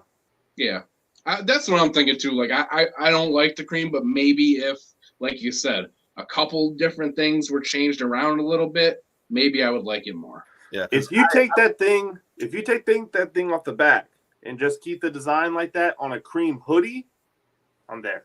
I got it. I'm buying it. Yeah. Like that on a cream I think I would like the cream more on a hoodie too. Yeah. I don't like it on the t-shirt. I don't know why, but I don't like it on the t-shirt. Yeah. I don't know. I'm gonna say it's a drip for me. It's a drip. It would need some changes, but I'm gonna call it a drip. Okay. It's a drip with an asterisk. There you go. I say it's a drag with an asterisk. Drip adjacent. Drip adjacent. Drip adjacent. All right. Well, AEW did pretty well this week at least. Yeah, man. So we got that. We were at mixed reviews in WWE. So you can do on the shopaew.com, you can make those shirts like anything, right? You can make it a hoodie, you can make it a long sleeve t-shirt. Isn't that some of them? Some of them you can do that. Right? Some of them you can do them on any color too. There are different colors. Yeah, that's so crazy as a hoodie. Yeah, that WWE did something like that. I think they'd be in good shape. I think they may have made it a hoodie. Actually, let me take a look real quick because I feel like I did see that. The RKO or the Judgment Day? Oh, okay. Yeah. That would go dumb as a hoodie. Yeah, let me take a look real quick. I know that hoodie about $55-$60, but yes, bro, you already know. Yeah, hoodies be taxed. They be taxed. It's crazy how much hoodies are, bro. Yeah, bro. They tax on hoodies. All right, let's take a look. I got Randy Orton. This is a show note, but I do like that segment right there. They did make it as the hoodie, but the design on the front is on the back of the hoodie. And then on the front of the hoodie, you just got the RKO, and it's a zip down. I don't like that as a zip down. Man, I wish it was a pullover. Yeah. For that, I would prefer a pullover, not no zip down. I'm okay with that whole design that they put the thing on the front and the thing on the back, but the zip down. The zipper goes off. I have like 2 zip hoodies, bro. That's just for like going outside when it's raining. Right. Essentially, like I don't like shit on the zip. If it's with the zipper, I don't want nothing on there. I'm with you there. Plain solid color. Yeah. If there has to be something on there, low logo right here. Right, yeah. Nothing on there. Well, that's how this one is. It's just got the RKO logo right here, and then the big logo is on the back. You're saying you ain't got no going out zip up hoodies, Nick? Is that what you're saying? I just inside zip up hoodies. No. I wear it like, well, yeah, I do wear it a little bit. Like I have this Champion one that me and my girl like we wear all the time. But like I wore it today to the gas station. Like I don't wear it to like out anywhere. I just kind of wear it like when I'm lounging or like doing something just quick, I don't. So I'm not big into zip hoodies like that. One of my buddies thinks it's weird that I have like clothes that I only wear in the house and then clothes that I will only wear out. Oh, hell no. That's all I got. That's all I got is clothes to do. That's what I was going to say. Like, am I weird? Like my two best friends, like I told them that and they're like, that's weird. And I'm like, I'll never wear this shirt outside the house. Yeah. It's a in the house shirt I got. I'm never just going to lounge in the house in this cardigan. You know what I mean? Yeah. Like I'm not. I'm going to wear this out and that's it. Yeah. That's not weird. They probably just don't really care about clothes like that. Yeah. That's probably what that is. What it is. They're not very stylish people, but yeah. By the way, this is just a show note, but I really like that segment, so we gotta keep that. Oh, I like that too. Tripper drag, the tripper drag with the t-shirts and the merch. That shit's fire. At the same time, if it's fire, you putting us on to some shit we can get. That's true. Yeah. Yeah. I do like doing it. The challenge is again. If both, well, not only that, because both companies are constantly releasing new shit every week. That's true. But if they're only doing the basic shit. Where that's why I stopped doing it for a couple months because there were a couple months there where everything that they were releasing was just like text words, and then there's no segment there. We're just gonna say those don't make the cut. Yeah. Right. Yeah, those don't make the so cut. Unless some of them are actually releasing stuff that's cool and we can actually discuss it, I don't want to do it. You know what I mean? Sounds good to me. But yeah, I like doing it when we can actually discuss them. When some of them are putting out stuff we can actually go over and debate on. For sure. Well, you know what time it is, right, guys? Time to spit in your hands. It's time for some hot segs. It is time. Really trying, baby. And again, hold back this feeling for so long. Will we get like let's get it on. I got feel, man. Come on. Will we get a cease and desist if you like start playing that for the sex part of the show? We might get a copyright flag. Con, you should you should make a beat out of it that we can play. There you go. Flip it. Yeah, that'd be funny. Might have to flip that. That'd be funny. Well, funny thing about licensing. All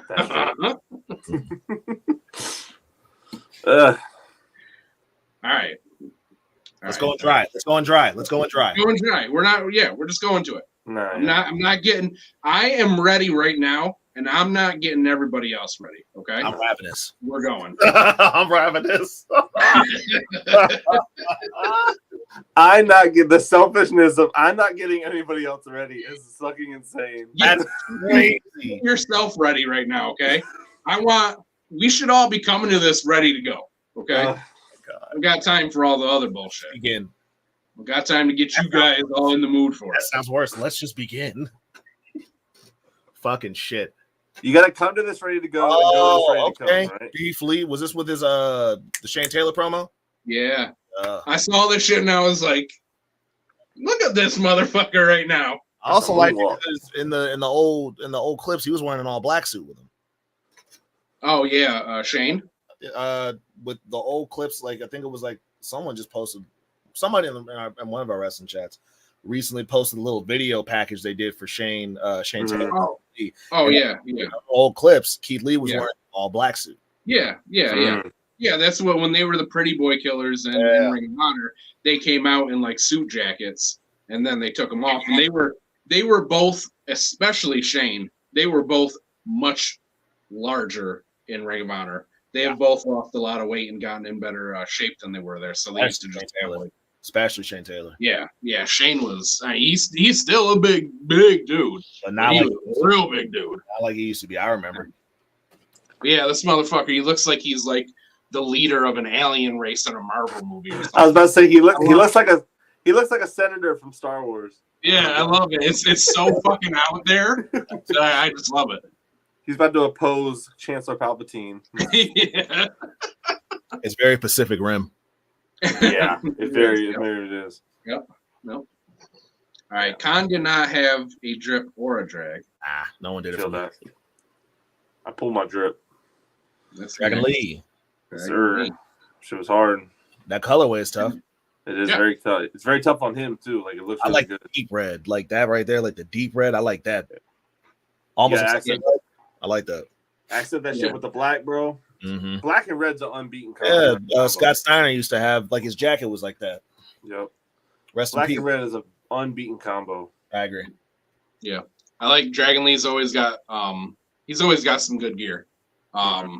I know what I'm getting sick of. I'm sick of seeing guys just come out in like their t-shirt.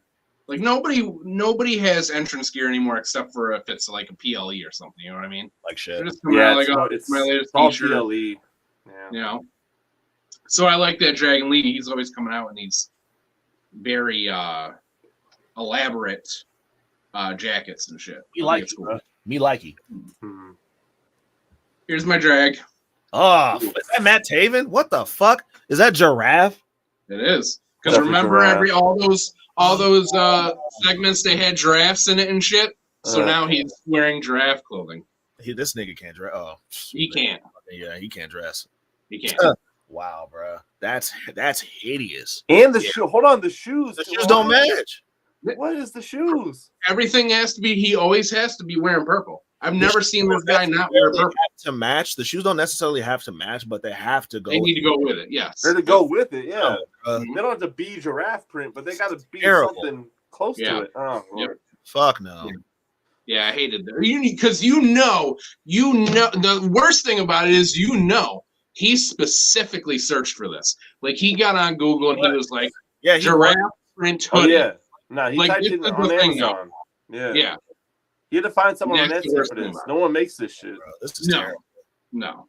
And I definitely wouldn't wear no blue jeans with no purple and black shoes, bro. Yeah, you gotta wear black pants or something. I don't know what. Yeah. Yeah. Didn't like it. Nope. At least black shoes, bro. Right? Yeah. Black shoes would have made this outfit a million times better and still would have been bad. You know what? So the whole thing is too, he could have done purple with it too, because purple and yellow go together. Yeah. Not that yellow. He needed something of one of the other colors in it, Like he needed some yellow in the sneakers, or he needed some purple in the hoodie. And then I would have been okay with it. But just like this, especially like you said, Con, with the blue jeans, like his shoes are almost blending in with his pants. It doesn't look good. Yeah, bro, this is bullshit. Did y'all hear that? I did hear that. I heard something fall. That was something on my roof. You got a ghost. Shit. Nah, bro, we got those trees over top of our house. You know what I'm talking about? Oh, Jesus, yeah. The raining? Oh, well, you said it was raining. So I bet a branch just fell on my fucking house. Wow. Dude, I've had that happen, bro. Luckily, the outside of the house is not my responsibility. It's I rent, so I'm here. That's not the rent, bro. I remember them days, the good old days. Yeah. All right, so Nick did not have a drag either, so I have that too, yeah. Let's go to Con's MVP. Be careful, please. It's more so Baron Corbin. I mean, Ilya Dragunov, he's always been in his bag. I, much like a lot of people, more specifically my fiance, this has been a big Baron Corbin hater household for quite some time. As it should be. As it should. He's earned it. Now, since he's been back in NXT, I ain't gonna bullshit. I kind of forgot about him. And then one day I tuned in NXT and I saw he was there. And the times I do tune into NXT, because I'm tapping back into it, bro. Like I watched not all of Deadline, but I watched a good chunk of it, and holy fuck. I finished Deadline just before we went on here, and it was really good. Well, we'll talk about that in a minute. But those two Iron Survivor matches were bro. Crazy. But yeah, the few times that I have tuned back into NXT and seen Baron Corbin, bro, the first thing I noticed right off the bat is he sounds so much better on the microphone. And I used to hate his promos. He sounds so much more confident. He talks more like a regular like just how a regular person talks. It doesn't feel like he's reading from a script. It feels like it's really more so coming from him. And on top of that, just like, the way that his character is kind of just evolved. He's like watching this match, bro. He's been stepping the fuck up. And I really liked what I've been seeing in Baron Corbin. And I said just the other day, this is the first time that I thought that Baron Corbin was like cool. Let me do the show, baby. What'd she say? Straighter. She's right. Nah. You're right, Sheila. You're still not rocking with him? Nah. Really? So here's the thing. I think right now he is probably doing his best work that he's ever done in WWE right now, in my opinion. I still don't like him though. Still, I just can't do it with this guy. He just doesn't. I'm gonna be honest with you. This for me was the match I was the least interested in, because I don't care about neither of these guys. Okay. Ilya is good in the ring. He's a great seller, all that. I just don't like him. I don't like this whole I'm so intense character that he does. It just does not interest me. I just can't get into him. I'm good off him. Yeah. I'm good off him. I'm aware of what he does, and he does it well. I'm cool. Yeah. I am. So yeah, I can't with Corbin.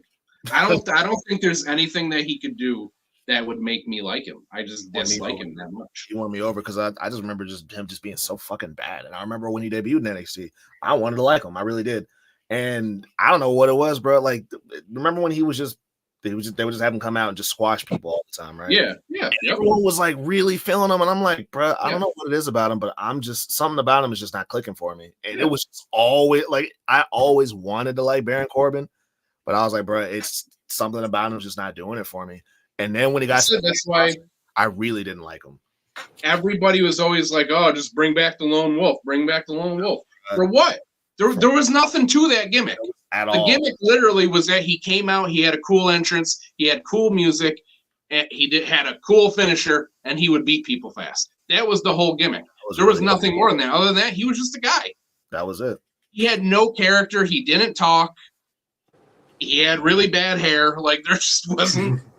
Yeah, bro. There wasn't anything to it. And they let it go for so long. It was just like, y'all, it was just like an empty gimmick. You know what I mean? Like, I was with you, bro, when they were saying go back to the Lone Wolf. I was like, there was nothing to that. Like, no, he had nothing to offer as a Lone Wolf. No. I don't know what the fuck this is, but I like it a lot better than what he's been doing since he's got here. Yeah. I'll agree with that. I think that what he's doing right now is the best work he's done, the most interesting he's been, but I still don't like it. I've been very impressed with Baron Corbin. I would like it if Corbin just stayed in NXT in this role. I think that I really do think this is where he fits. Yeah, I think that's the best for him. He can sit there because I don't think Baron really gives a shit. Like, I don't think so. I don't want to say he doesn't give a shit about wrestling, but he doesn't care about, like, he's not like, oh, I got to be a top guy, I got to be a champion. I think he's happy where he is. He does not care about that. I think he's satisfied with where he is. Yeah, he's making a lot of money. He's living, a great life outside of wrestling. I don't think he cares. So I think it'd be really good for him to stay in NXT and be in this role where he just kind of works with the younger talent and gets them over so that they can go up to the main roster. And I think Corbin even said that he only wanted to wrestle a couple more years because he apparently, you guys have seen all these like videos of him cooking, like steaks and shit. His goal is to get out of wrestling and have a cooking show. I believe that's what he wants to do.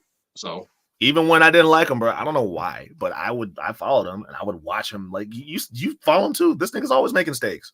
Yeah, I love watching that shit. Expensive ones, like Wagyu and shit like that. He be feeding his big ass dogs and shit. Yeah, buying fucking shipping in tomahawks and shit. Yeah, he be going crazy, smoking cigars the whole time. Mm-hmm. Must be nice. I ain't mad at it. I'm a little mad at it. Yeah, honestly. Nicholas? Yeah. I mean, it's been all about him since he's been back. And how'd you feel about that promo on SmackDown? Oh yeah, that was way better than the Raw one. That's what was your favorite part about it? What was your favorite part? What was your favorite bar? I liked the reference to his backstage antics. I thought that was really clever of him. Yeah, that was my favorite. I mean, calling out the names too was cool. I like how he mentioned Seth without mentioning Seth. I like that a lot. Yeah, he's always been good at that. Like, but I liked the way he did it. Like, he's like, oh yeah, everyone gets along with me except that one guy. I like that. Mm-hmm. I'm more of a fan of him showing up on NXT. I thought that was really cool. Like, of him. Like, again, he doesn't have to do that. There's no reason for him to do that at all. And he does it anyway. And does the Cora Jade segment and everything like that. So.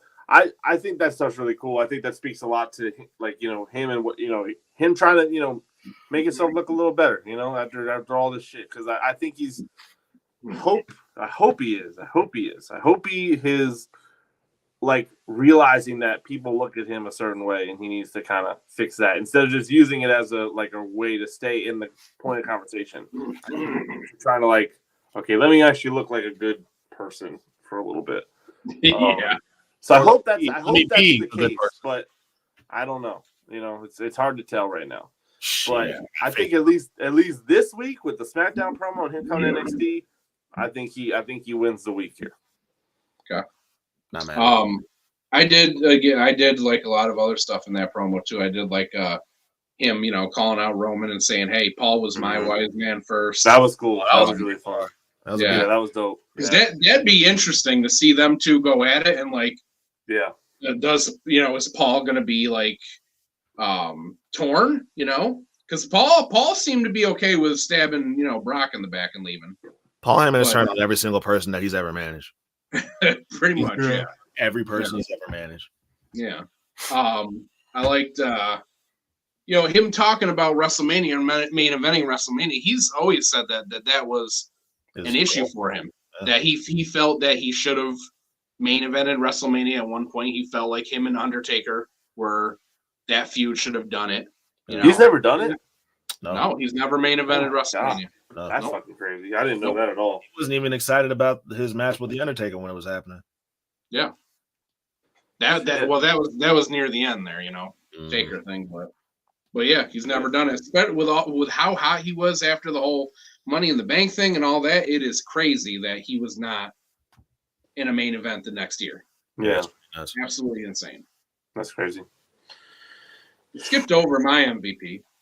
We did. Sammy or Drew? Yep. You guys know I've been saying for months. What?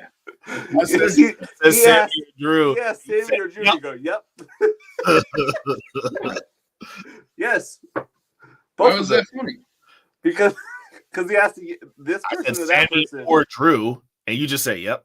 Oh, I thought you said Sammy and Drew. No. It's both of them. Okay. It's both of them. That was funny. Because you guys know the past couple months I've been saying Drew has been boring the shit out of me. And I'm interested in him again. This whole thing is working for me. This whole, he's a heel, but he's a heel who's got a point. Like, he's not wrong in everything that he's saying or doing. Okay. He's the heel where it's justified. Yeah. I like this whole he's WWE's Batman kind of. I like that. It's working for him. Still wish he would cut his hair, but whatever. That's a different topic. But this promo was really good. I liked this whole thing between them that's happening. I like that they're working Sammy into Drew's problem with the bloodline and all that. So I just really liked this segment. Yeah. They both really got me into it. I'm really into what Drew's doing finally. So that's why they're match too. They had a good match too. Sammy wearing the same shirt that he met me in, which is hilarious. I fucked up there. Oh, it is. Yeah, it is. Look at that. The same army green. Trying to find it. It's gone. Oh, what happened? Shit. Why is it not? Where is it? What happened? It disappeared. Good old slides. There you go. There we go. There it is. There you go. Same shirt. Good old slides. What did it smell like when you met him? Did it smell like he wore it before? I mean, he smelled fine. Good for him. Yeah, I didn't. I can see what you're saying. Sammy looks like he might, not like love deodorant or something, but he was fine. And no odors. Good for him. Love that. All right, so this is my flashback. Ooh. A couple weeks ago it was too cool, but now too much. It's too much. Too much. Yeah. Who Back is in this? the day, this was too cool. This was too cool before they were too cool. That's Grandmaster Sexay and Scotty Too Hottie. Yes, sir. Before they were too cool. Before they were literally called Too Much. Yes. All right. So we'll do a little history thing here. So Brian Christopher, Grandmaster Sexay, he is Jerry Lawler's son. Right. He came into WWE in like '97 when they were doing a tournament to crown the first ever light heavyweight champion. And he was brought in, and his whole gimmick was he was too sexy, Brian Christopher. That was his gimmick, right? So then Scotty Too Hottie there, he was also in the light heavyweight tournament, but he was just a boring, plain, he was just Scott Taylor. That was just his thing. He didn't have anything about him. Yeah. After that ended, they started teaming together, and Scotty started dressing like Brian Christopher, and he became Scott Too Hot Taylor. So together, they were Too Much. That was their tag team name. I'm sorry, Too Much. Too sexy, too hot, too much. And then they became Too Cool. Please clip this. Clip this and put it on, because this is too sexy, too hot, too much. I like it, bro. But I always thought that as Too Sexy Brian Christopher, he always had cool gear. And I don't know why I like this. Like, I liked the vest. I liked the pattern on it with the Too Much down the sides. We can't get over this. I'm not even going to continue because we can't get past it. That's funny, man. Too much. All right. Oh, man. Con, I'm hearing a different thing here for some reason. I don't know why. There we go. Oh, oof! What a rush! Yeah, what a rush! They were fucking titles are bad those? back then, man. I've always liked the Road Warriors ring gear. Like I always was a fan of like the spiky shoulder pads. Always thought that was crazy, but because like obviously like their like red was their color. I always really liked whenever they would show up in like an alternate color, like green or like Right. For some reason, bro, like them just in like predominantly just black wrestling gear is just like really hard for me for some reason. This is crazy. This is like pre-WWE, pre-WCW. Yeah. This is how they dress beforehand, and they look fucking badass. Like I wouldn't want to fight these motherfuckers. If you are you aware of it at all of the Legion of Doom, the Road Warriors, Nick? Road Warriors, little bit. I my name really. Scott, have you ever seen them before WWE? Yep. Okay, Nick, if you have a chance, go back and see if you can if on the cock, if there's any pre-WWE, WCW Road Warrior stuff from like NWA or something. They are fucking massive, and they just fucking beat the shit out of people. Yeah, it is insane. The shit that they did. Have a whole Dark Side of the Ring episode too, if you want to check that out. Okay. Yeah. So just to rephrase, right? You want me to go to the cock and see how massive they are, right? And just got that. I was like, cock. You could go on the cock, and you could find. That's funny. WWE the cock, the Fully Loaded pay-per-view from 1998. Fully Loaded. You will see too much. Loaded on the cock. You will see too much, too sexy, too hot together on the cock. Mm-hmm. You could be on the cock and have too sexy. You want to see too much? You want to see Fully Loaded? Go to the cock. Mm-hmm. Yeah. Yeah. Huh. All right, moving on. Christ. What the fuck? Oh, he's Mysterio. Yeah. WrestleMania 35. I think that year. Samoa Joe. Yep. I don't even remember that. Yep. I typed in Rey Mysterio when he popped up, and this came up, and it was fire. Rey's always got cool gear for the most part. Every now and then he fucks up, but for the most part. But at WrestleMania, he always goes out, man. Especially when he was doing all the superheroes. Oh, yeah. I loved last year's with the Great Muta thing, but he mixed it with like the Flash. Mm-hmm. His Daredevil was one of my favorite ones when he came out as Daredevil. Yep, Daredevil. Yep, I think I saw the Captain America one. Yep. Yeah. Yep. The sequins on the cape. What was that? Oh, that promo was awkward. It was weird. I don't know. It was weird. This was a weird moment for me to see my two all-time favorites hugging after everything that's happened. Yeah. With Punk clearly in a Bret Hart hoodie just to fuck with Shawn. Yeah, bro. Like everything about it felt very just like, I don't know, like something like a little like what's the word? Mischiefy, like a very mischief undertone. Yeah. So yeah, this was weird to me. I had to watch it. Was kind of weird. Looking at, bro, I was like, something about this just feels a little like, not to be like, not like, I don't mean this in a negative way, but I was like, something about this feels kind of. I would really love, because when they hugged here, they kind of got a little bit closer with the camera. It was a long hug, and they were having a very long conversation, and I would love to know what they were saying to each other. I'm very curious, bro, because I really didn't understand what I was watching. Yeah, it was AEW's trash. You guys are good. Don't worry about it. Yeah.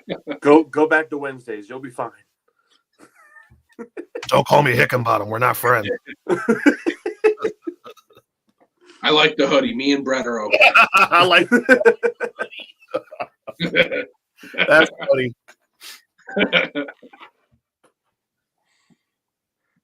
Yeah, this is my what was that, but not in a bad way. Okay.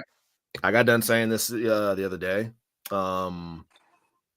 We've been talking for months about who we think is the devil. We've had multiple conversations. Mm-hmm. To me, this only furthers my theory that it's Max. Right. He did this to himself, right? Yeah, because bro, you fucking know, bro. Like this to me, like this gave me big aces and eights vibes. Super big aces and eights vibes. I'm doubling down. I think it's Max, especially now. Just like, I mean, Nick, I don't know if you're familiar with the aces and eights story. I'm sure that you're familiar with like all the main parts, but basically Bully Ray was like, he, for weeks, maybe months, he was like the quote unquote biggest baby face in TNA because everyone in the locker room was getting jumped by these guys in masks. No one knew who it was. And it was just, and like Hulk Hogan at the time was like running TNA. So it was just Bully Ray just constantly being a hero, constantly being the good guy. Bully Ray, who we've known in the past to be a fucking piece of shit. He is a piece of trash. He's a piece of shit. You know what I mean? So, but now all of a sudden we love him and he's always there to save the day. But come to find out, he was orchestrating all the bad shit happening. He was actually the president of the Aces and Eights, right? Oh. So this gives me big vibes that this might be Max. Like, and I've been telling you why I think it's Max, but like, first of all, we have never seen like these devil people physically put hands on Max. We've never seen them do it. True. Right? We've always seen them about to do it, or we've always seen like the aftermath of it. We've never seen them put hands on Max. That's number fucking one. I think the bottle over his head, I think we're gonna see a bottle pop up very subtly in the next couple of episodes of AEW. I think the bottle is like a big indicator. Like we should probably look out for that. But just to me, this looks like Max orchestrated this and Joe is just not in on it. I feel like this was supposed to be aimed towards Adam, but with everything going on, he's injured and shit like that, they have to go in another direction. But this feels eerily similar to the Aces and Eights storyline to me. Yeah. Max just broke a bottle in the back because he didn't want to have to fight his two henchmen. He didn't want to be in the match, so he orchestrated this to get out. So I'm going to say the one thing that did annoy me about this, though, was Joe just left and the match didn't happen. It never did. I wanted the match. No. That was weird. I wanted the match to happen because I kind of wanted to see, all right, who are these people? Let's see what they do in the ring. Maybe we can kind of speculate some more, get some more clues on who they are, and we didn't get that. Yeah. I thought we were going to get like a handicap match, a beat down of Joe. Something. I thought like I just was under the assumption that like you say, Ham, whether Max is in that match or not, we were going to at least get some idea or like something to push the story a little further. This kind of does, but this wasn't the way that like we were expecting. Right. I was, and maybe this is kind of jumping the gun a little bit. Maybe this is just like not letting it cook as fast as it should.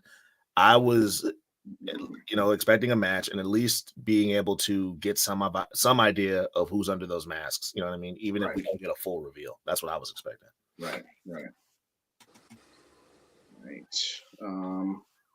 Yep. Oh, that was yours too, Nick? Yes, it was. But my what was that was the way the scene was set up, which now after you described it makes me think that this was like set up by Max. So what were you thinking before this? Well, I still have the pie chart in my head of who the devil is. Right. I have like 50% Max or whatever it is, and then like 30% Adam, and then like 5% we have no idea. But I just the way, so it's not really this photo that does it. It's the way they kind of pan the camera around. It didn't look great. Like with the title just kind of prettily sitting there. Yeah, right, exactly. I didn't like the way it was set up. Yeah.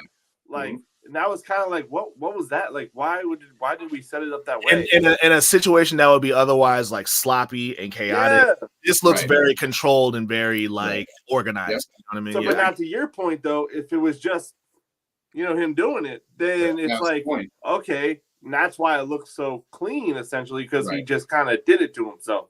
Right. So I don't know. If I don't know who the devil is and the devil is somebody else, this is weird work to me. But if it's just him, this is cool. So again, I guess we'll be left to see who the devil is and what what's going on with him. But yeah, I still have that pie chart in my head on who the devil is. I have a big like money down on Max being it, but I'm still at like there's a big chance that it's anybody. Yeah. It's probably somebody we don't know, somebody we've seen him just like kind of brush shoulders with. I don't know. It's hard to tell. I still, I don't know. Since you weren't here last week, Con. I told Nick who I think the henchmen are for the devil. I've heard rumblings, but let's hear what you think. Because I'm gonna assume that you didn't watch the show last week, right? Since you weren't here. No, I didn't. So I think, you know how we saw them come out to the ring a couple weeks ago? Yeah. They actually got in the ring and attacked somebody. Yeah. I think that the henchmen are Sean Spears, FTR, and Wardlow. I think it's the Pinnacle. Back together. Because that one guy that was in the ring, he was fucking big. So I think it's Wardlow. And my other reason, the other reason that I think it's Wardlow is Wardlow came back, and all he keeps saying is, Max, I'm fucking coming for you. Like, I'm going to get revenge on you. And it's been a couple months now. And we've only seen him literally interact with Max the one time. He got him in the back and he said, watch your fucking back. And that was it. Other than that, all Wardlow's doing is coming out, having a squash match, and he's leaving. He's not talking to nobody. He's not doing nothing. That leads me to think that he's not doing anything more because he already knows he's in this group. Funny you say that, bro. Because I think I was talking to Nick about it when he was here. If we just were talking about Wardlow for a second, that segment they did where they were actually in the ring and it looked like they were about to attack him, and then Joe came out. The dude that was facing him looked big as shit, right? Remember that? They posted on Twitter. It was like a picture of that, the dude facing Max. And then I think Wardlow came out like shortly afterwards. And when he came out, like his hair just, it looked like he didn't comb it, right? And they put those side to side, and they weren't like saying outright it was Wardlow, but they were like, it's a little interesting that this dude, suspiciously, like it's a big dude, like a noticeably big dude. And he kind of looks like he has the same frame of Wardlow. And then Wardlow comes out shortly after, and his hair looks like maybe he was wearing some type of hat and took it off his head, or maybe a mask. Yeah. It was just like it could be. That's a good point. I hadn't thought about that, but that's a good little. I saw that, and I was like, "Yo, it might be him, or like you said, he could be one of the henchmen." Yeah. That Pinnacle storyline, like them, like it potentially, because what I saw was, and I don't think it's true. I saw a theory that it might be Jungle Boy and Sammy Guevara as two of the people in the mask. It could be, but the Pinnacle one makes more sense to me. Yeah. Is there anyone? If you think about it, Max screwed all of them over. Every single one. Now they're all coming back to screw him. Yep. So. Is there anyone that you guys would be disappointed with if they were to unmask themselves and be the devil? Is there somebody that Jungle Boy? Jungle Boy Adam? Yeah. Adam Cole? If it was Jungle Boy, I'd be bro, I don't even want to talk about if it was fucking Jungle Boy. But for me, like Adam, like I've heard a lot of people say that, like when I've shared the theory that it might be Max, I've heard a lot of people say, well, that outcome sounds very, very boring to me. I'd much rather it be Adam. To me, I think it would be like that's predictable shit. I'd be pretty blown if it was Adam Cole. Like, I don't know, man. Like, I just think that, and I've said it before, just this motherfucker keeps calling himself the devil, and I don't think somebody will call themselves that just to call themselves that. Like, I think that if you're gonna call yourselves the devil, you're gonna do something to live up to that title. And the most devilish shit you can do is get everybody to love you and convince everyone that you're a good guy, only to say, ha, fuck you, I'm a piece of shit, and attach that to some salacious shit you just did to the entire wrestling world. That's what I think. And I think that Max, he's already proven that, like, he's already shown us that, like, his psychology when it comes to wrestling is, like, next fucking level, right? And I think that he's only going to take this devil shit a lot fucking further in a way that we just didn't expect. And I think part of that is getting everyone to love him. And I think part of that is getting everybody to love him, which we already do at this point, right? I think that once he's at that point where he knows, like, we all love him and we trust him, because, like, some of us are still kind of just like, bro, deep down, we know you're a scumbag, right? I mean, he's open calling himself that, but I think that his goal is to get everybody's trust and then to fucking break it in the worst way possible. Yeah. I think that that's another good point, too, is that, like, you said, Con, he keeps calling himself the devil. You would think that if he was not the devil in this situation and he was trying to convince people, this is not me, that he would stop calling himself that as a nickname. But he hasn't. he has continued to call himself that. He's still staying. You're not on the level of the devil and all that stuff. So that's another big thing is like you said, he would stop. Like if he really didn't want people to see him that way, he'd be trying to get away from that. But he's still actively calling himself that. He's leaning into it.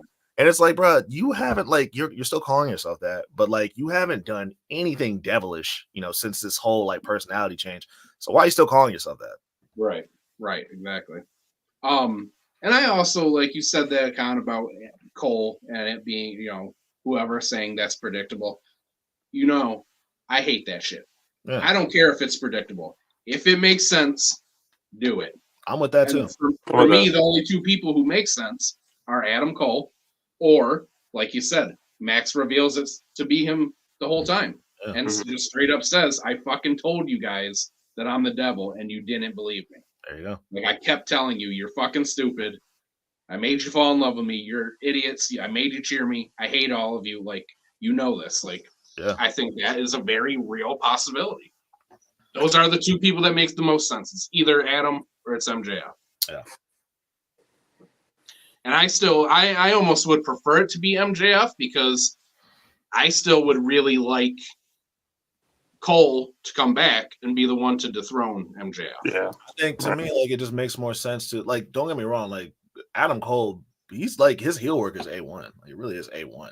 It's just when you put him against Max, I just feel like Max just totally eclipsed that. Yeah. But I think go on, bro. Go on. You got that's why I want it to be. I would prefer it to be MJF because I don't really like Adam as a heel. I don't like him as a heel either. He's good as I prefer him as a babyface. He is like a natural babyface. Yeah. Even when he was a heel, people cheered him anyway. I didn't want to boo him. Just like him. I didn't want to boo him when he was a bad guy. I thought it was kind of tough to boo him. He never got booed. They were always doing the baby. They're always cheering him. He is a natural babyface. Yeah. So for Max to do this, he'll become the biggest heel in the company again. Because of that, he'll make Adam the biggest sympathy babyface. Yeah. And then to have Adam come back after all these injuries and trusting Max and then Max turning on him for him to beat him and become the champion and take the title off of him, that'd be a great story. What say you, Nick? What say you, Nick? What say you, Nick?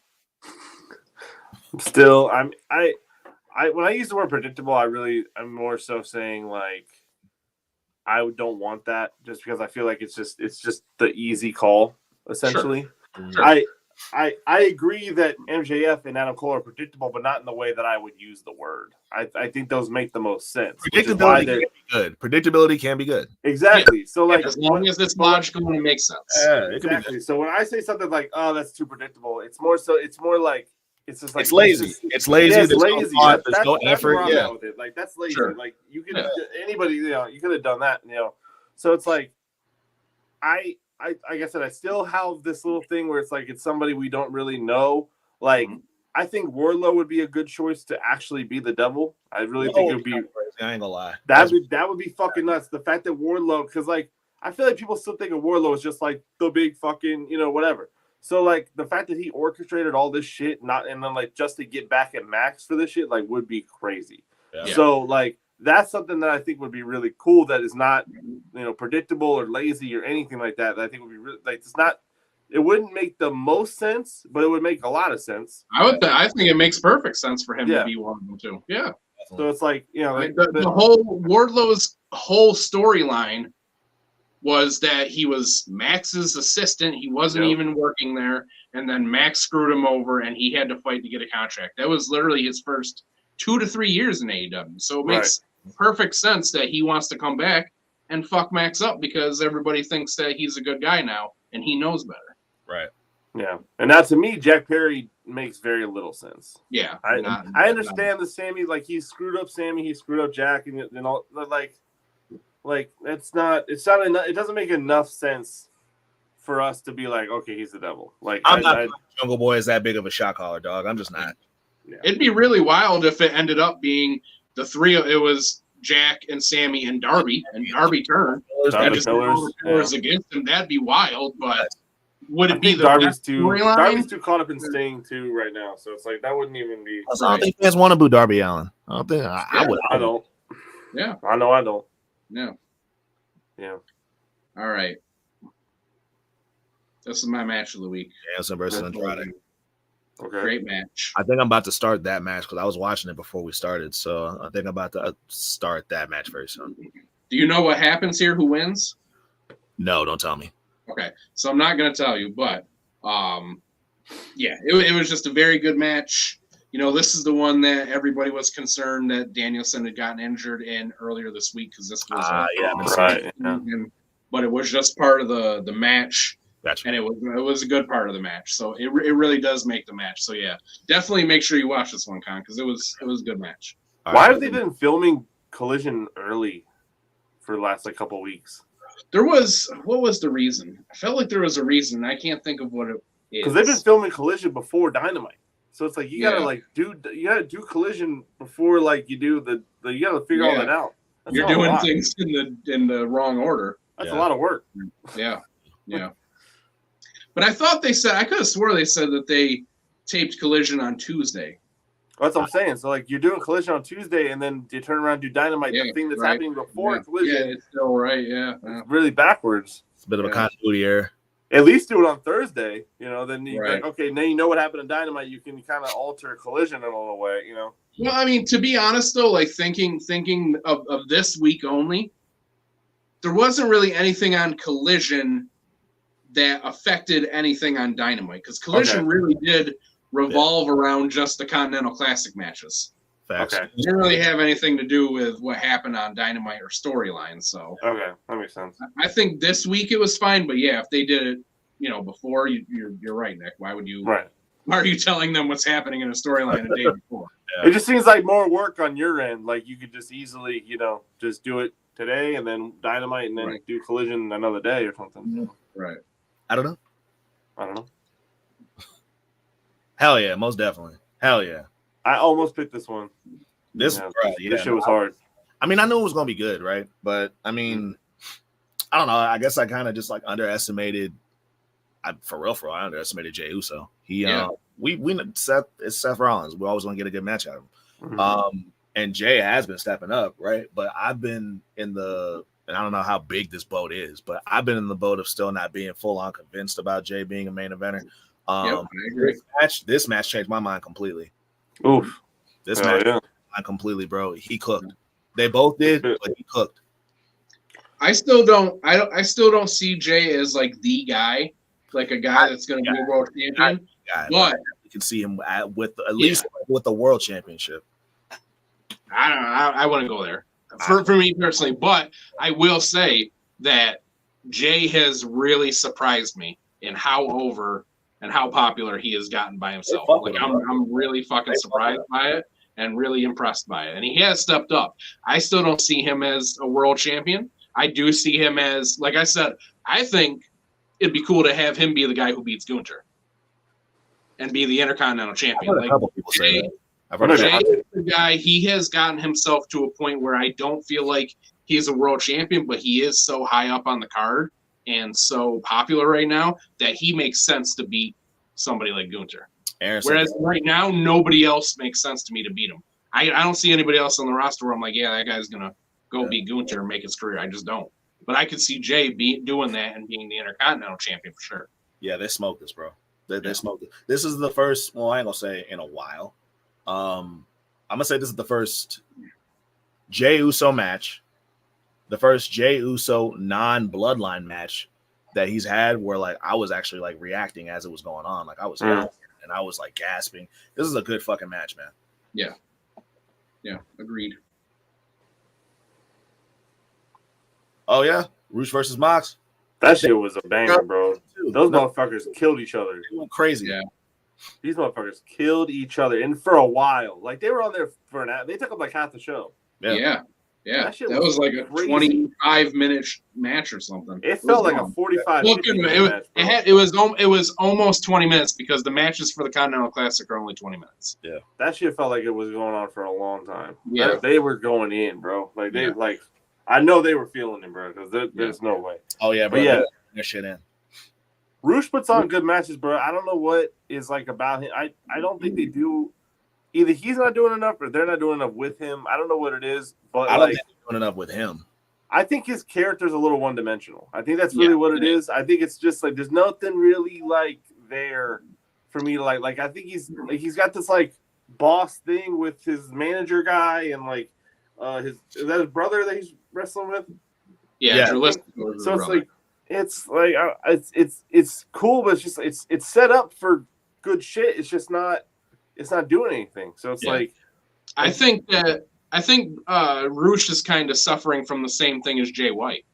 He's the guy who got brought in and got put in a stable that is a stable that he was in before, that they're just trying to, use that to give some credibility. And both of them should have just come in and been singles guys and not been involved in a faction or tried to be involved with something that was from their past. Yeah. They should have evolved and moved on from that, both of them. Right. And I think Roosh is doing the same thing as Jay White. He's in that same boat as him right now in AEW. The boat just came in with just their names, and that's it. That's attached. Yep. So, but yeah, Roosh is he's definitely a guy to put against Mox, because fucking Roosh, he lays his shit in too. Lays shit in, bro. He's violent, that guy, in the ring. So that's it. Do we have one more episode? Yeah. So next week is going to be our final episode for the year. Yes. We're gonna come back in January, and things are gonna change a little bit. Next week we're gonna make an announcement about that. Some changes are coming to the show, hopefully to make it more entertaining for you guys. So we'll talk about that next week. And then I think the first show of the year, we're going to do our year-end awards, right, for 2023. And in that first show, I will officially be in my new apartment. Hell yeah! Lots of changes coming. Lots of changes. Life changes, podcast changes. Things are changing, but you know what's never going to change? I want all of you fucking marks out there to always